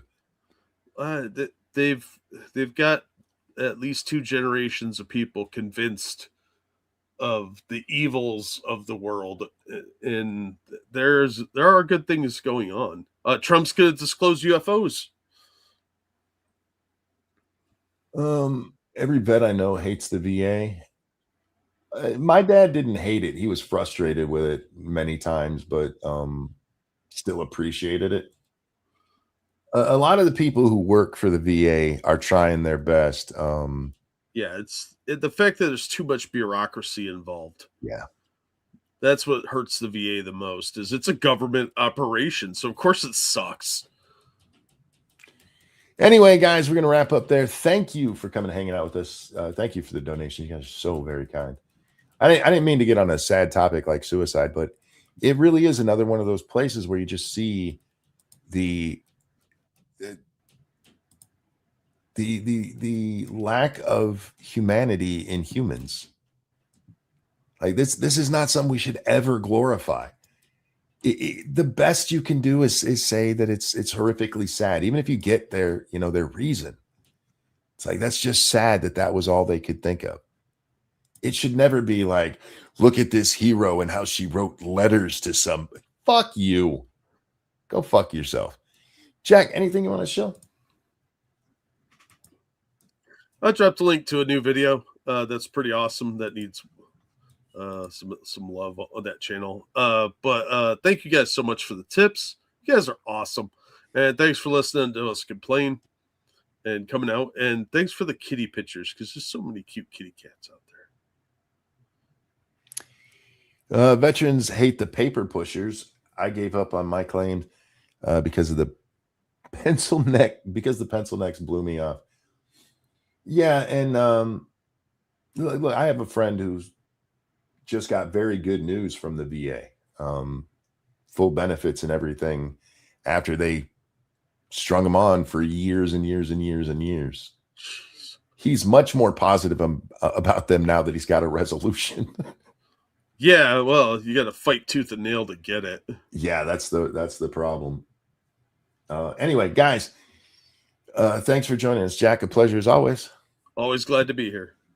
Take care, everybody. We love you, and we'll see you next time. Bye now. Bye, everybody.